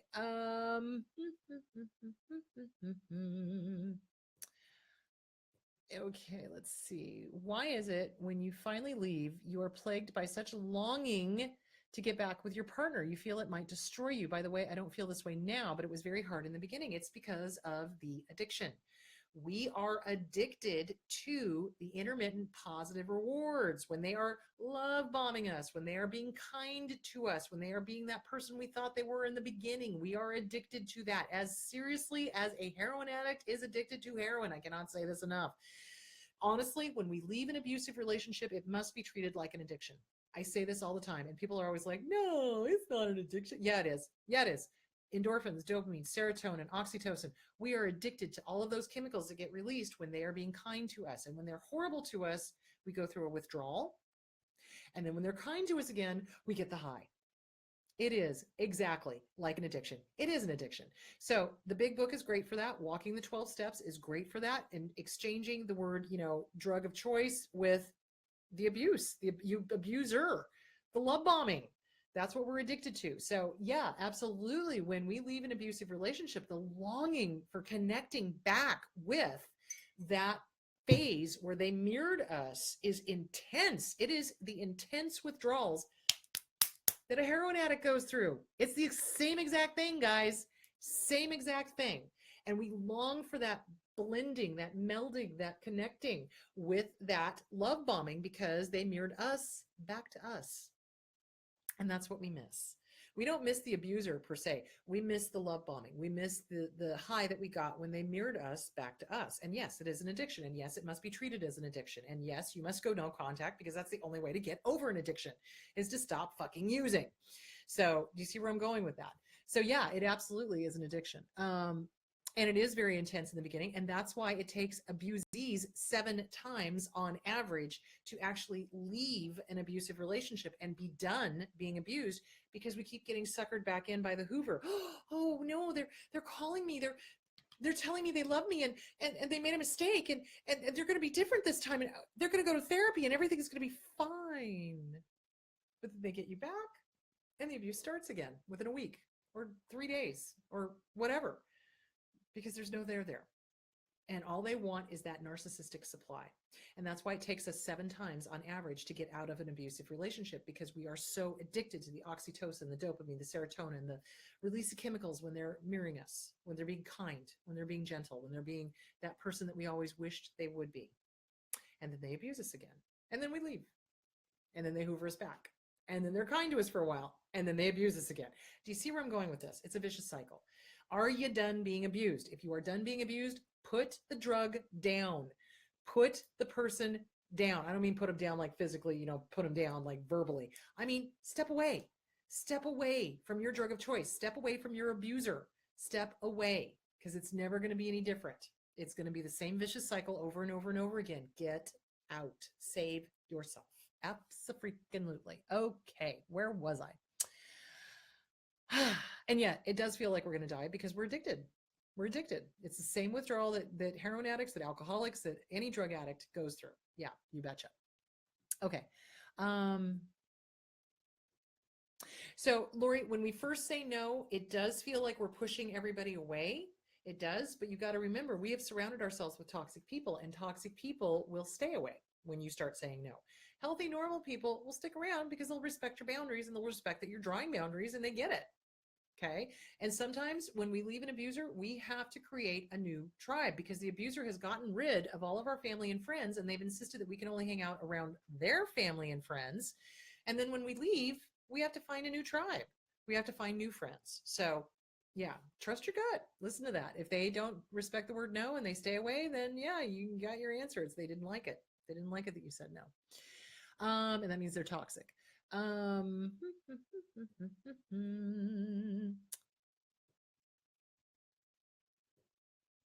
Yeah, some of the craziness that happens, it's hard to wrap your head around that these people behave like this, that they scream at people, that they rage at people, that they harm people, that they intentionally, deprive them of sleep or deprive them of food or deprive them of friends, deprive them of social life, deprive them, harm them.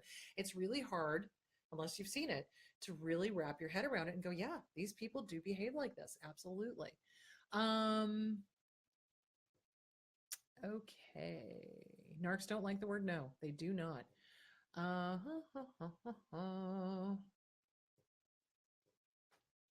Okay. Yeah, learning the word no is awesome. It's great to have boundaries.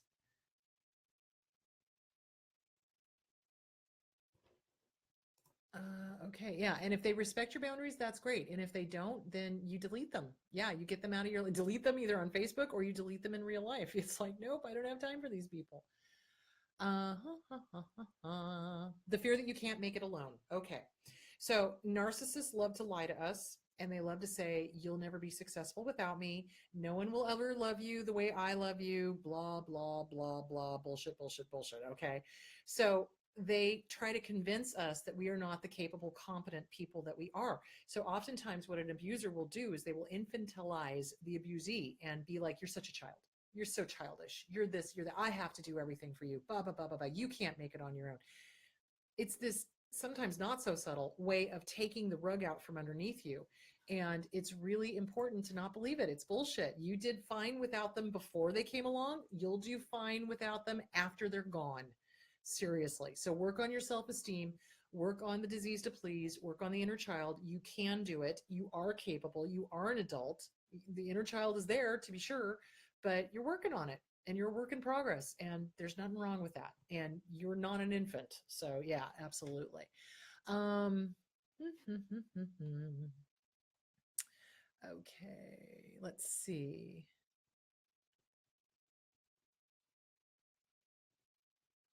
Um,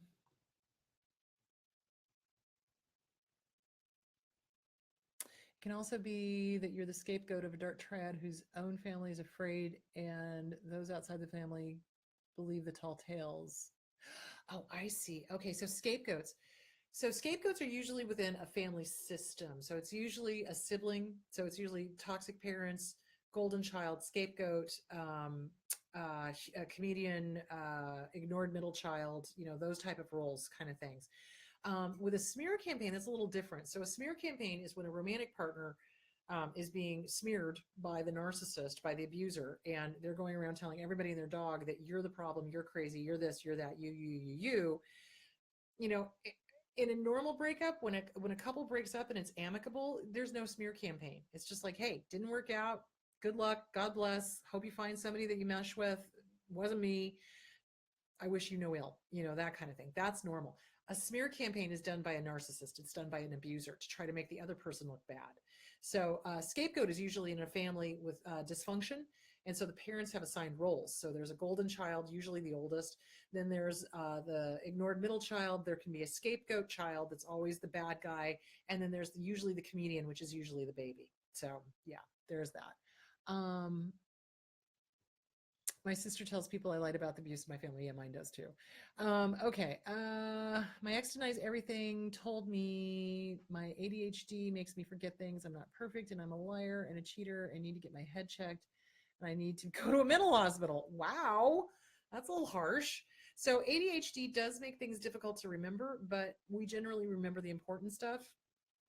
So that's a load of crap. You don't need to go to a mental hospital for ADHD. But abusers will take that and run with it and start making stuff up that they don't understand or know and try to be the authority on ADHD or bipolar or depression or anything else and try to use it against you, because that's what abusers do, because they have to know everything about everything and they're the expert and nobody else knows more than they do. Okay.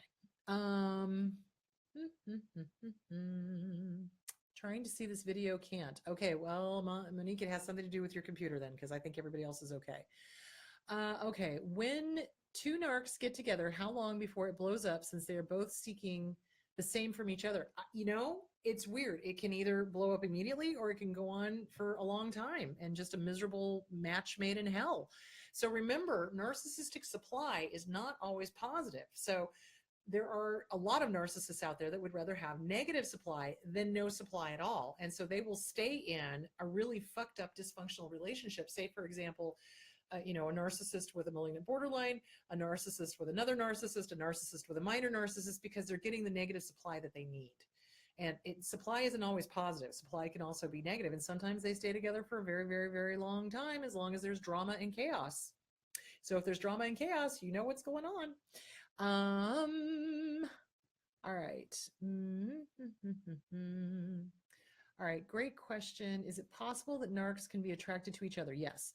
And it depends. Again, it's usually a grandiose narc with a minor narcissist. That's usually the way it goes, or a grandiose or a narcissist with a borderline, because again, they perceive the borderlines as being more easily manipulated, because borderlines can be very sensitive and can be very attuned to criticism. And so the narc gets off on torturing, basically, the borderline. It is a match made in hell, and I feel sorry for the borderline in that case. So yeah, absolutely. Okay.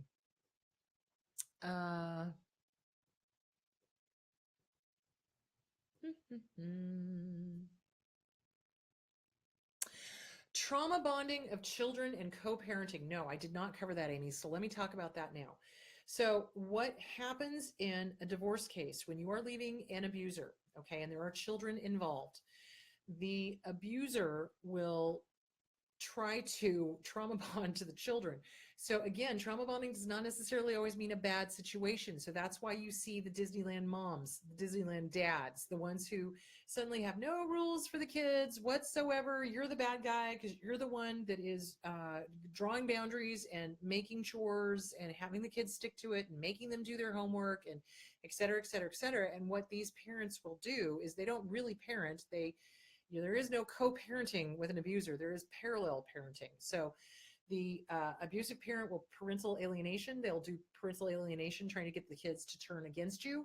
They'll be the Disneyland dad, the Disneyland mom. They'll try to make it so that there's no rules at their house. They're trying to buy the child's affection. They're trying to buy the child's loyalty because that's what they understand. They don't understand that it's emotions. It's emotions that are important, not the stuff. And they will try to bond with the child over things like going to Disneyland, going to Magic Mountain, doing the fun things. They'll try to bond with them that way. Is that a form of trauma bonding? Yes, because then the rest of the time, the child has no rules, the child has no discipline, their schoolwork is suffering, but the parent doesn't care as long as he or she gets the win of having that child's loyalty. So there is that. And like I said, it doesn't have to be a trauma bond as in, oh my God, I'm afraid of mom, I'm afraid of dad, therefore I'm going to bond to them. It can be a trauma bond as far as, okay, you guys have split.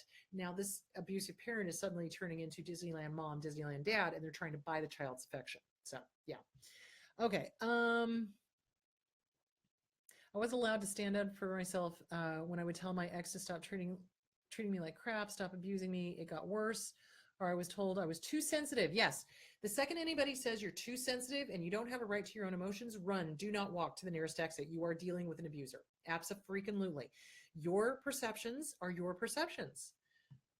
And they're valid because they're your perceptions, okay? And in a healthy relationship, things are talked through. Things are worked through. Things are understood. Things are done so that each party feels heard and loved and validated and not one-upped. Okay. So when somebody does that, they're an abuser. Absolutely. And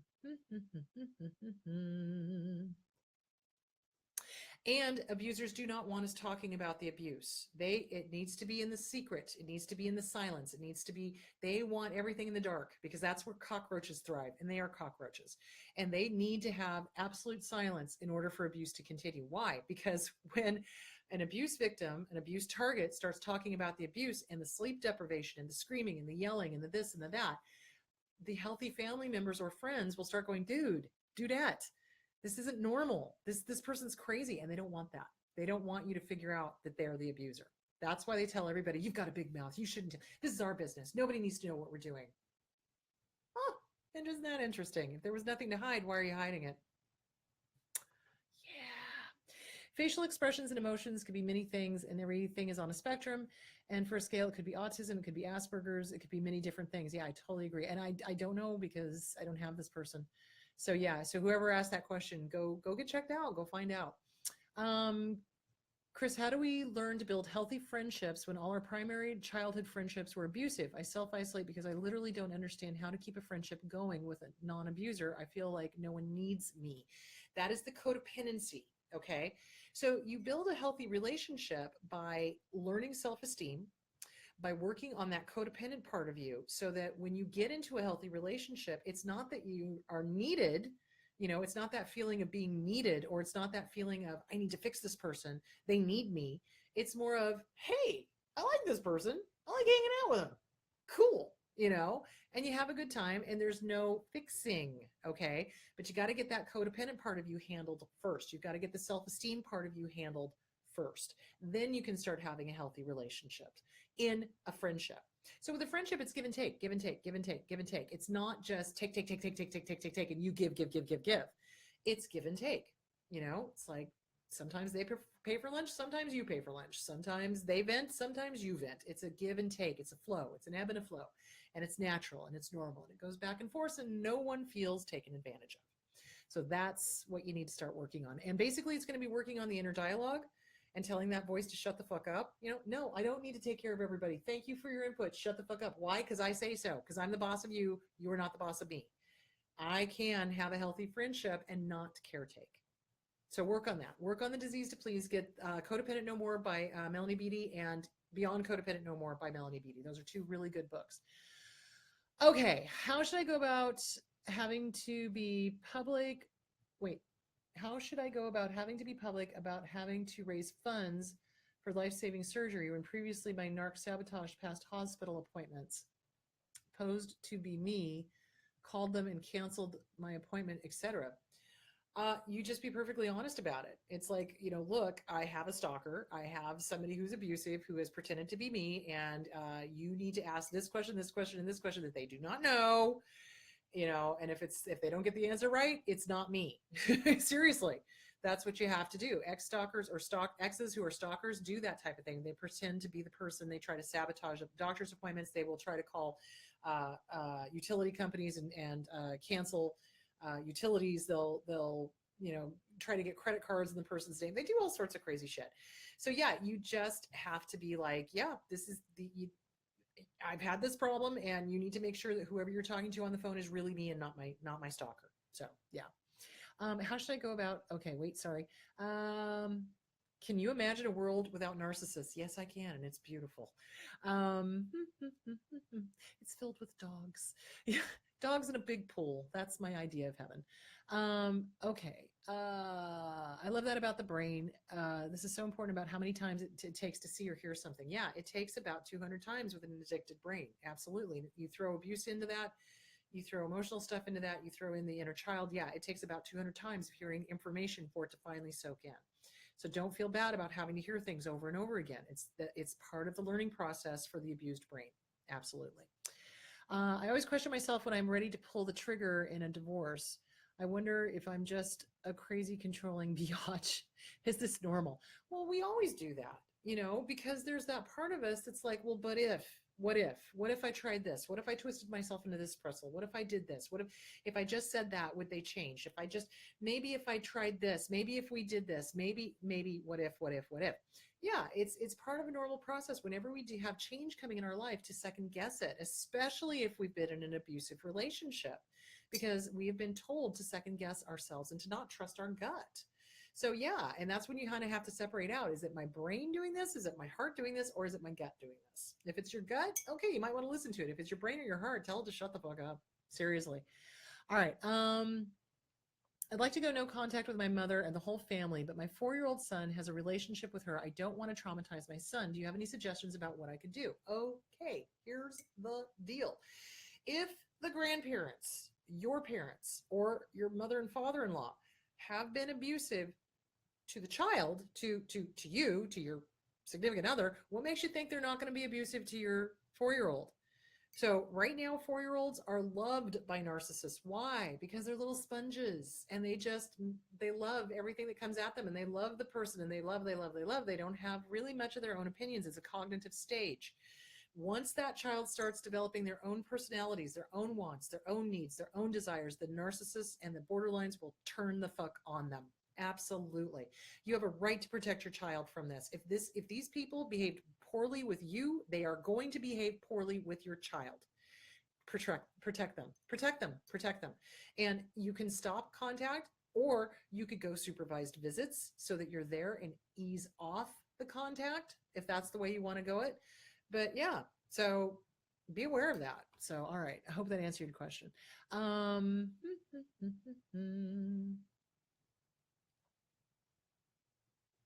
Yeah, use age appropriate language.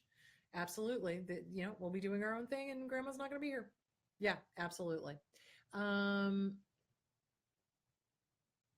Why would my abuser try to get me away from my friends, but not have me around her friends that much and have me only around her mom, dad, and daughter? Because it's control. Because mom, dad, and daughter are probably in her palm of her hands. And what they do is they get you away from your friends, your family, and probably their friends too, because they don't want anybody whispering in your ear going, what the fuck, dude? What the fuck, dudette? What are you putting up with? So yeah, they control tightly who you can and cannot be around. Absolutely. When I met my boyfriend both of us had four borderline traits, a couple of narc traits, and we were aware of them. After 7 months into the relationship, I developed 6 traits, and he became full-blown malignant. Can you please comment on this? I'm still confused as to what happened. I've been 3 months no contact, considering going back because I don't believe his intentions were bad. I want us to go to DBT together. Stop it. Stop it. Stop. You two are toxic together. Stop it. Stop. Seriously. What you need to do is work on yourself. You need to work on your self-esteem. You do DBT therapy for yourself, and you get yourself straight, and you get yourself going well, and you don't worry about him. So when two people are together and they become toxic, you do not want to be around that person. It is not your job to heal them. It's not your job to fix them. No, they are not the love of your life. No, they are not the only one for you, et cetera, et cetera, et cetera. There are 7 billion people on the face of the planet. You cannot tell me this is the only guy for you. So you need to stop. This is the codependency stuff. This is the codependency stuff whispering in your ear going, fix, fix, fix, fix, fix. No, you cannot fix. The only person you can fix is you. This was a toxic relationship. Get the fuck out. Work on you. Go to DBT for you, period. If you go back, you are going literally backwards. Stop it. Don't do it. Don't do it. Work on your self-esteem. Move forward. Okay. Yep. My dad used to say I would be nothing without him. Yeah, they do that all the time. You're never going to be loved. Nobody's going to love you. You're nothing without me. Blah, blah, blah, blah, blah. Power and control. Yeah. Limiting who you can and cannot be around is all power and control. I've been out of the relationship for years. However, I see a sign of the intermittent reinforcements with my 8-year-old daughter now. She is over emotional and blames herself and be gone for months, then come back. Then come get her, make promises, and then avoid contact again. But it's never his fault. He is busy. Do I need to break the cycle? Heartbreaking. I just tell her he's working. No, don't tell her he's working. Tell her the truth. Age appropriate. But it's not her. It's not because of her that he's not coming around. It's because of him that he's not coming around. It has nothing to do with her. So you make sure you get her into a therapist and you make sure she understands that the parent who is not around because of them, not because of that little kid. Okay. Because little kids make everything about them. It's their fault. They didn't love them enough. They didn't say the right thing. They didn't twist themselves into a pretzel enough. You make sure your child understands the parent who's not around. It's their fault. It's not your fault, sweetheart. It's their fault.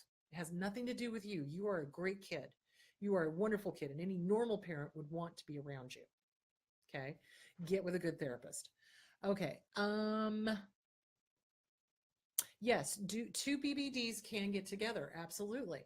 They do. And it can be a good thing or it can be a bad thing. It depends. And it depends on if they're working on themselves. If they are working on themselves, then it's fine. If they're not working on themselves, then it is a match made in hell. So again, it's all about consciousness. Are you working on yourself or not? Okay. What if your partner is super controlling, but he has your best interests in mind? Bullshit. Bullshit. Bull fucking shit. Bullshit. People who have your best interests in mind are not super controlling. They don't dictate who your friends are. They do not isolate you from family and friends. They do not get you to give up your relationship with your children. They do not scream at you at night. They do not rage. They do not do any of these things. They are not super controlling. If they are super controlling, they are abusive. They do not have your best interests at heart. Get that thought out of your head. That is magic thinking. Stop it. This person is abusive. Absolutely. Stop it. Okay. They do not have your best interest at heart. That's bullshit. That's the story that they're telling you and you're buying it. Why are you buying it? Because there's a part of you that does not want to have the cognitive dissonance of, oh my God, they're super controlling. But no, they have the best interest at heart. But wait, they're super controlling. But they have the best interest at heart. But cognitive dissonance. I posted a meme today about you have to be willing to look at the reality of the situation and be uncomfortable and change. If you do not, if you're unwilling to be uncomfortable, you're not going to change. You're going to stay stuck in the same bullshit for the rest of your life. This person does not have your best interest at heart, period. Okay. The criticism and skewed mirror they brainwash you with. How do you get those criticisms out of your head and see yourself as good again? You do journaling, you do DBT, you do CBT, cognitive behavioral therapy. You change the thoughts. So the thought pops up, you do not have to invite it in. You do not have to attend every thought that comes up in your head. A thought can pop up and you can go, oh, that was a fascinating thought. You know what? I am not even going to invite this one in.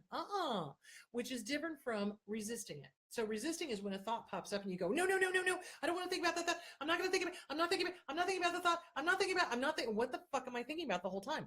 That thought. But if you go, oh, yep, there's that thought. Yeah, I see it. Yeah. I gotcha. I'm really not interested. Have a nice day. Bye-bye. And you let it go. So it's working through it that way, and it's working with a good therapist that can help you discern what is yours, what is your abuser's, et cetera, et cetera, et cetera, teasing out what is your true internal dialogue and what is the programming that got shoved into your head, if that makes any sort of sense. Okay, and then you start doing positive affirmations. So, okay, in the Saturday Night Live did the whole Stuart Smalley thing. They made fun of the CBT, the cognitive behavioral therapy, because it works. So in CBT, you do the positive affirmations, you do the mirror work, you make contact with your eyes. Hello, and you say, hello, good to see you. I hope you have a great day. I give you permission to like yourself again. And you do that in the morning. You wake up in the morning, go wash your teeth, do whatever you need to do, go to the bathroom, come back to the full-length mirror. Hi, good to see you. I hope you have a great day. And I give you permission to like yourself again. And you do that every day, every day, every day, every day, every day. And eventually that becomes the internal dialogue, as opposed to, oh my God, you're not good enough. Oh my God, you're so stupid. Oh my God, why did you say that? Oh my God, oh my God, oh my God. Or what if, what if, what if? So you reprogram your own brain. And at night, when you come home, you make eye contact with yourself again and you go, hello, good to see you again. Here are 3 things you did right. And then you list off 3 things you did right. And then you say, I give you permission to sleep so well. I give you permission to have the most amazing, wonderful dreams. Have a wonderful night. And then you go to bed. And now your subconscious is primed. Now your subconscious is like, oh, she wants us to have a good night. Okay, let's make it a good night. And then you do. And then you dream well, you know? So yeah, that's how you start overcoming that. And then you write yourself a love letter. Write yourself a love letter. What do you love about you? What do you like about you? What is awesome about you? Dear me, I really love that. And then you fill in the blanks and you just go. And some people, I swear, I give that homework assignment and they're like, oh, I don't even know what to say. It's because we've lost ourselves, because our abuser has lied to us about who we are in this world. And we've forgotten how freaking awesome we are, and that we are a child of the universe, and that we have this wonderful light about us. And that's what the abuser wanted, because we had something that the abuser didn't. Write yourself a love letter, read it out loud, put it somewhere where you can see it. Abso-freaking-lutely. Okay. And you challenge it. So you write down their criticism. So in one column, you have all the nasty, rotten things that they said. In the next column, you challenge it. You said I wasn't competent. Guess what, motherfucker? I am. You said I wasn't beautiful. Guess what, motherfucker? I'm gorgeous. You said I was bad with finances. Guess what? I'm running my own business. You said, do you see where I'm going with that? You challenge, challenge, challenge, break it, break it, break it. Do you see where I'm going with that? Challenge. Always challenge the bullshit. Put it down. Put it down and replace it with a positive. And then tell it to fuck off. Tell them to fuck off. Seriously, motherfuckers. Okay, so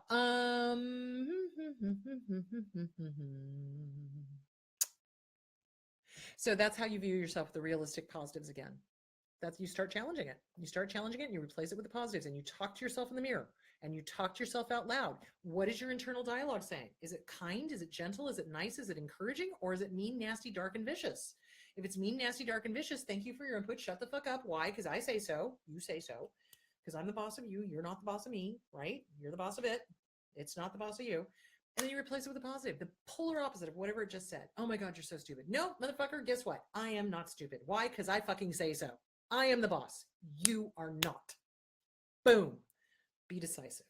Because abusers don't like it when we're decisive. Be decisive. Okay. All right. All right. Okay, where did I go? They are delusional. Yes, they are very delusional. Okay. What do you do when the abusers don't know they're being abusive? Bullshit. Bullshit. They know. They know. Sweetheart, listen to me now. Believe me later. Okay? I know when I've hurt somebody. You know when you've hurt somebody. Most people on the face of the planet know when they have hurt somebody. They know. They're telling you they didn't. Oh, it was an accident. Oh, I didn't mean it. Oh, how many times have you heard that? Bullshit. They know. Here's the thing. Once is a fluke. Twice is a coincidence. 3 or more times is a fucking known pattern. Do not kid yourself.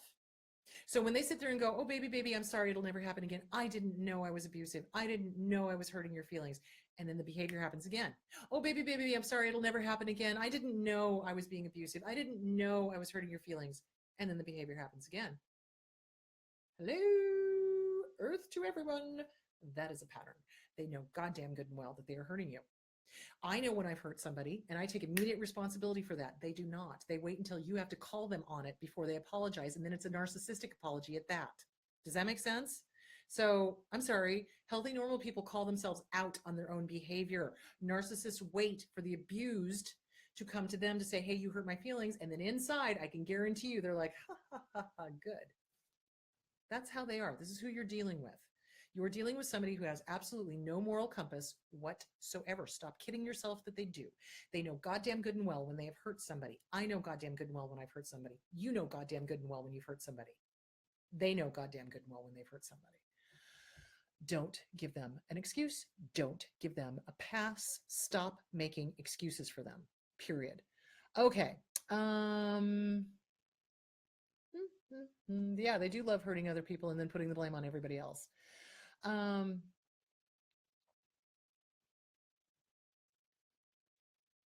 they project like crazy. Absolutely. Yeah, get an order of protection if you've got a stalker. Absolutely. Don't put up with it. There's no reason to. There is no reason to put up with a stalker. Get an order of protection. Be done. My ex would get very angry with me when I was injured and needed to drive to the urgent care. Yeah, they punish their partners when the partners get sick. They punish their partners when the partners are harmed in some way. They've broken a leg, broken an arm, have to go to the doctor, can't focus all of their attention. So anytime the attention is taken off of the abuser, they get pissed off, even if it's the person is in surgery, and they get angry because the person is in the hospital and getting all the attention. Yeah, they're crazy. That's not normal. That's not normal. A healthy, normal relationship is concerned about what's going on with the partner.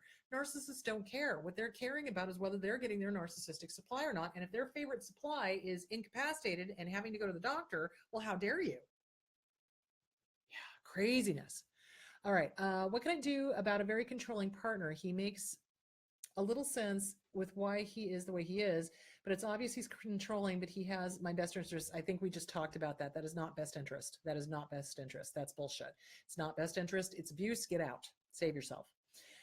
Okay. My problem is I'm down with no contact with my husband's narc, but my husband not even close to ready. How do I approach that? So in a family, okay, so when you're dealing with a narcissistic family, stretching the knee, when you're dealing with a narcissistic family and you've got the grandparents, I think this is what we're talking about. And you're ready to be like, peace out, I'm done, you people are crazy. But the son or the daughter is not ready to be peace out yet with their own family. This is when you're going to have to go to a therapist and get a third party. Excuse me, hold on. And get a third party involved and help them to see how unhealthy this is for the child and for them, really, when you think about it, and to come to some sort of agreement. Now, what you may need to do is some sort of supervised visitations, which the abusive parents, grandparents will not like. Too bad. But that's what you do. If that's the negotiation, if that's the compromise that you come up with, then you do it and you stick to it. And you guys have to be a united front, because what narcissistic parents love to do is they love to divide and conquer, divide and conquer, divide and conquer. Oh, well, you don't need to. You just go do your thing and I'll watch little Johnny. Nuh-uh. If you need it to be supervised, then you make it be supervised. So, sorry, cough, choke. Anyway, so you need to get with a therapist to work through what is the holdup. Do they not see that the parent is controlling and abusive, or what's the deal? What's going on? Do they have issues of their own? Ooh, I don't know. But get with a third party and work through a negotiation, because the little kid needs to be the main focus of being taken care of. And if the grandparents are abusive, you do not want them around your child, period. If they were abusive to the son or the daughter, they're going to be at some point abusive to your own kid. You do not want that. So there that is. Trust your gut. Trust your gut. Trust your gut. Guts do not lie.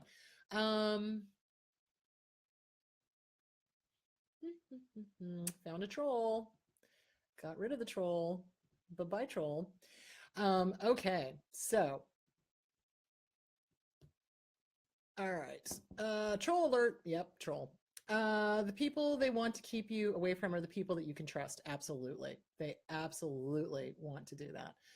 Okay, you're so right. They won't support you. They want to keep the abuse going on. Absolutely. How do you love again after being abused? You love yourself first. You have to love yourself first. You abso-freaking-lutely have to love yourself first. So what you do is you work on your self-esteem, you work on your boundaries, and you do a list of deal breakers. What are your deal breakers? Who are you not willing to put up with? You know, what are you not willing to put up with? What behavior will you not tolerate? And you stick to it. And that's how you stay safe, is you work on your self-esteem, you work on your your boundaries, and you work on a list of deal breakers so that you remind yourself, hey, I don't deserve to be treated like this. Hey, I'm not going to put up with this. Hey, I am not going to do this. Do you see where I'm going with this? So that's how you start working on loving again, is you got to love yourself first. You've got to be rock solid in your own self-esteem so that when, not if, when an abuser comes into your realm of existence, you recognize it for what it is, and you're able to sidestep it and be like, bye-bye, bye-bye now, bye-bye, don't want to deal with you, bye-bye, you don't need to be in my life, go find somebody else, bye-bye. Do you see where I'm going with that? So you want to work on you first, and that's why I'm saying a year and a day. A year and a day.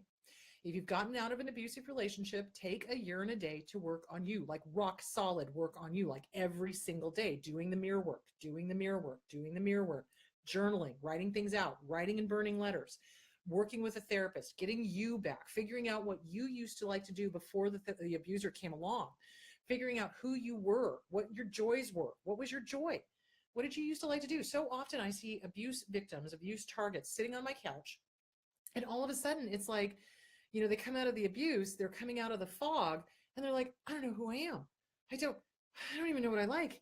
I'm not even sure what my favorite meal is. I don't know who I am.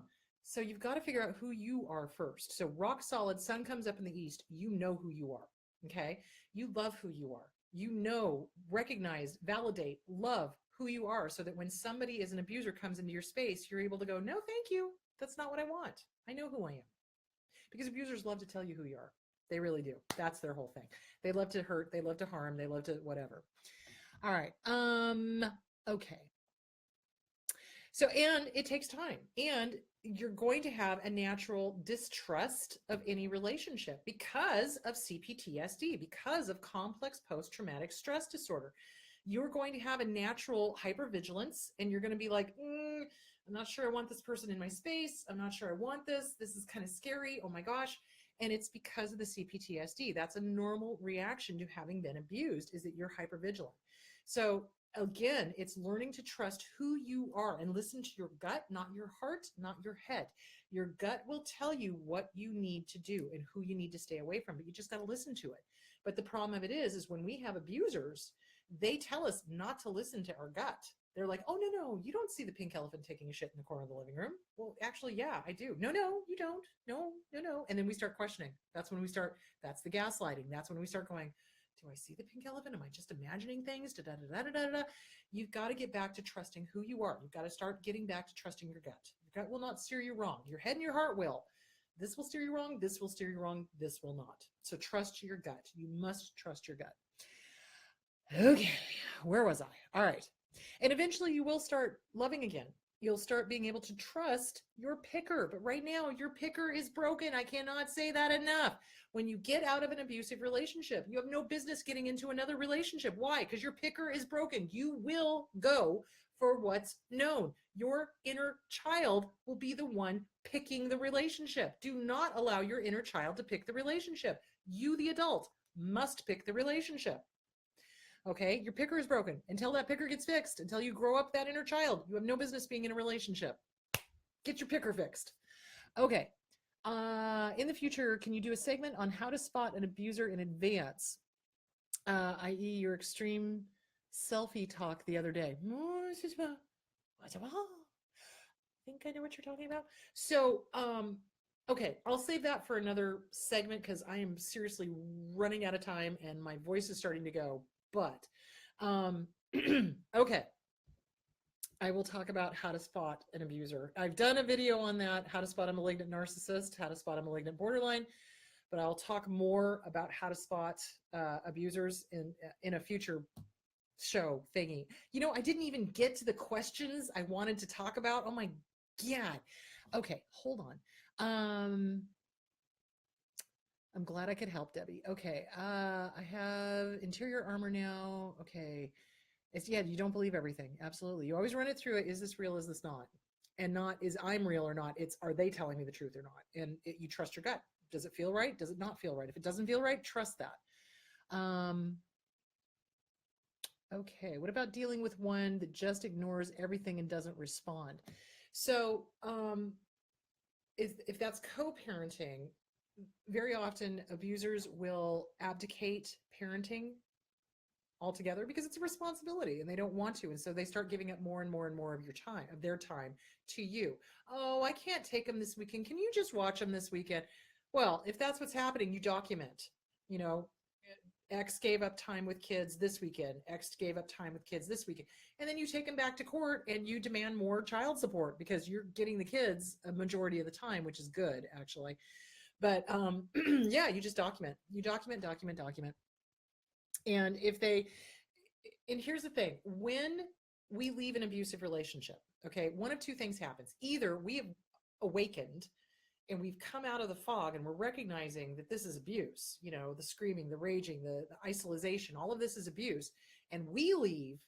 That's when you get the obsessive X stuff, because how dare you leave me, this fabulous person, you know, blah, blah, blah. And they will stalk and do all sorts of crazy things and hoover and this, that, and the other thing. If they are the one to leave, however, and they've got a narcissistic supply that's keeping them busy, they'll leave you the fuck alone. Okay.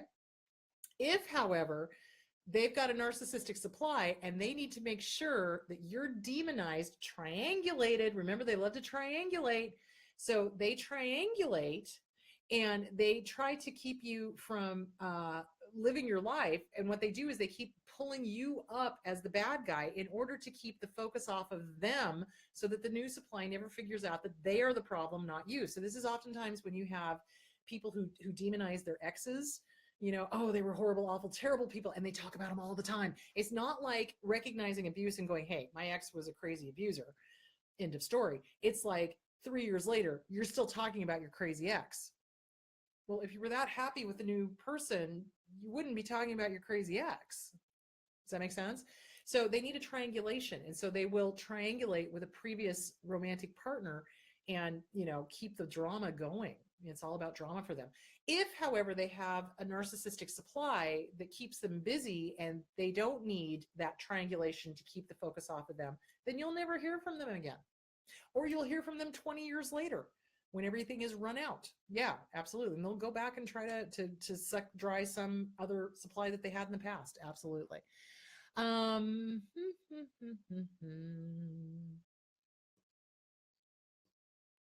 Yeah.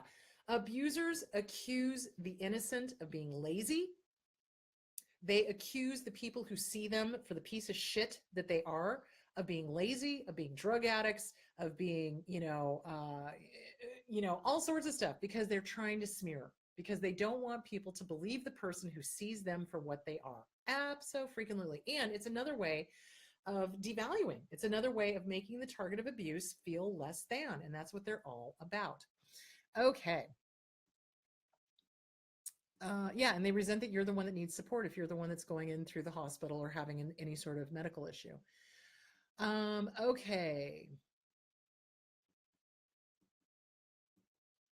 Okay. I would take my dog to the park for a few days during the week, and my abuser would get on my case and tell me I did something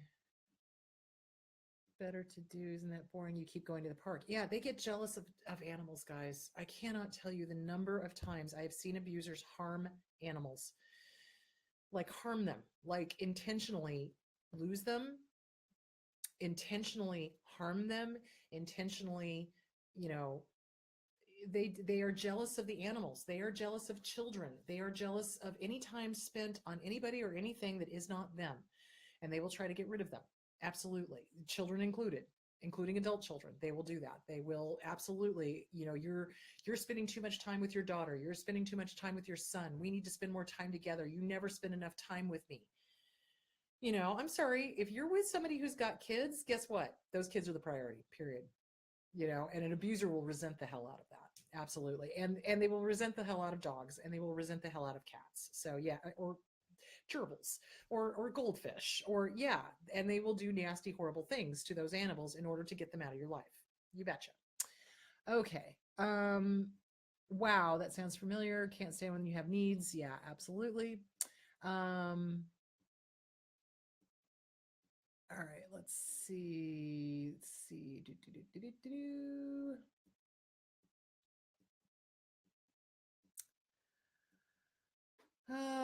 Ooh, ouch. Okay, hang on.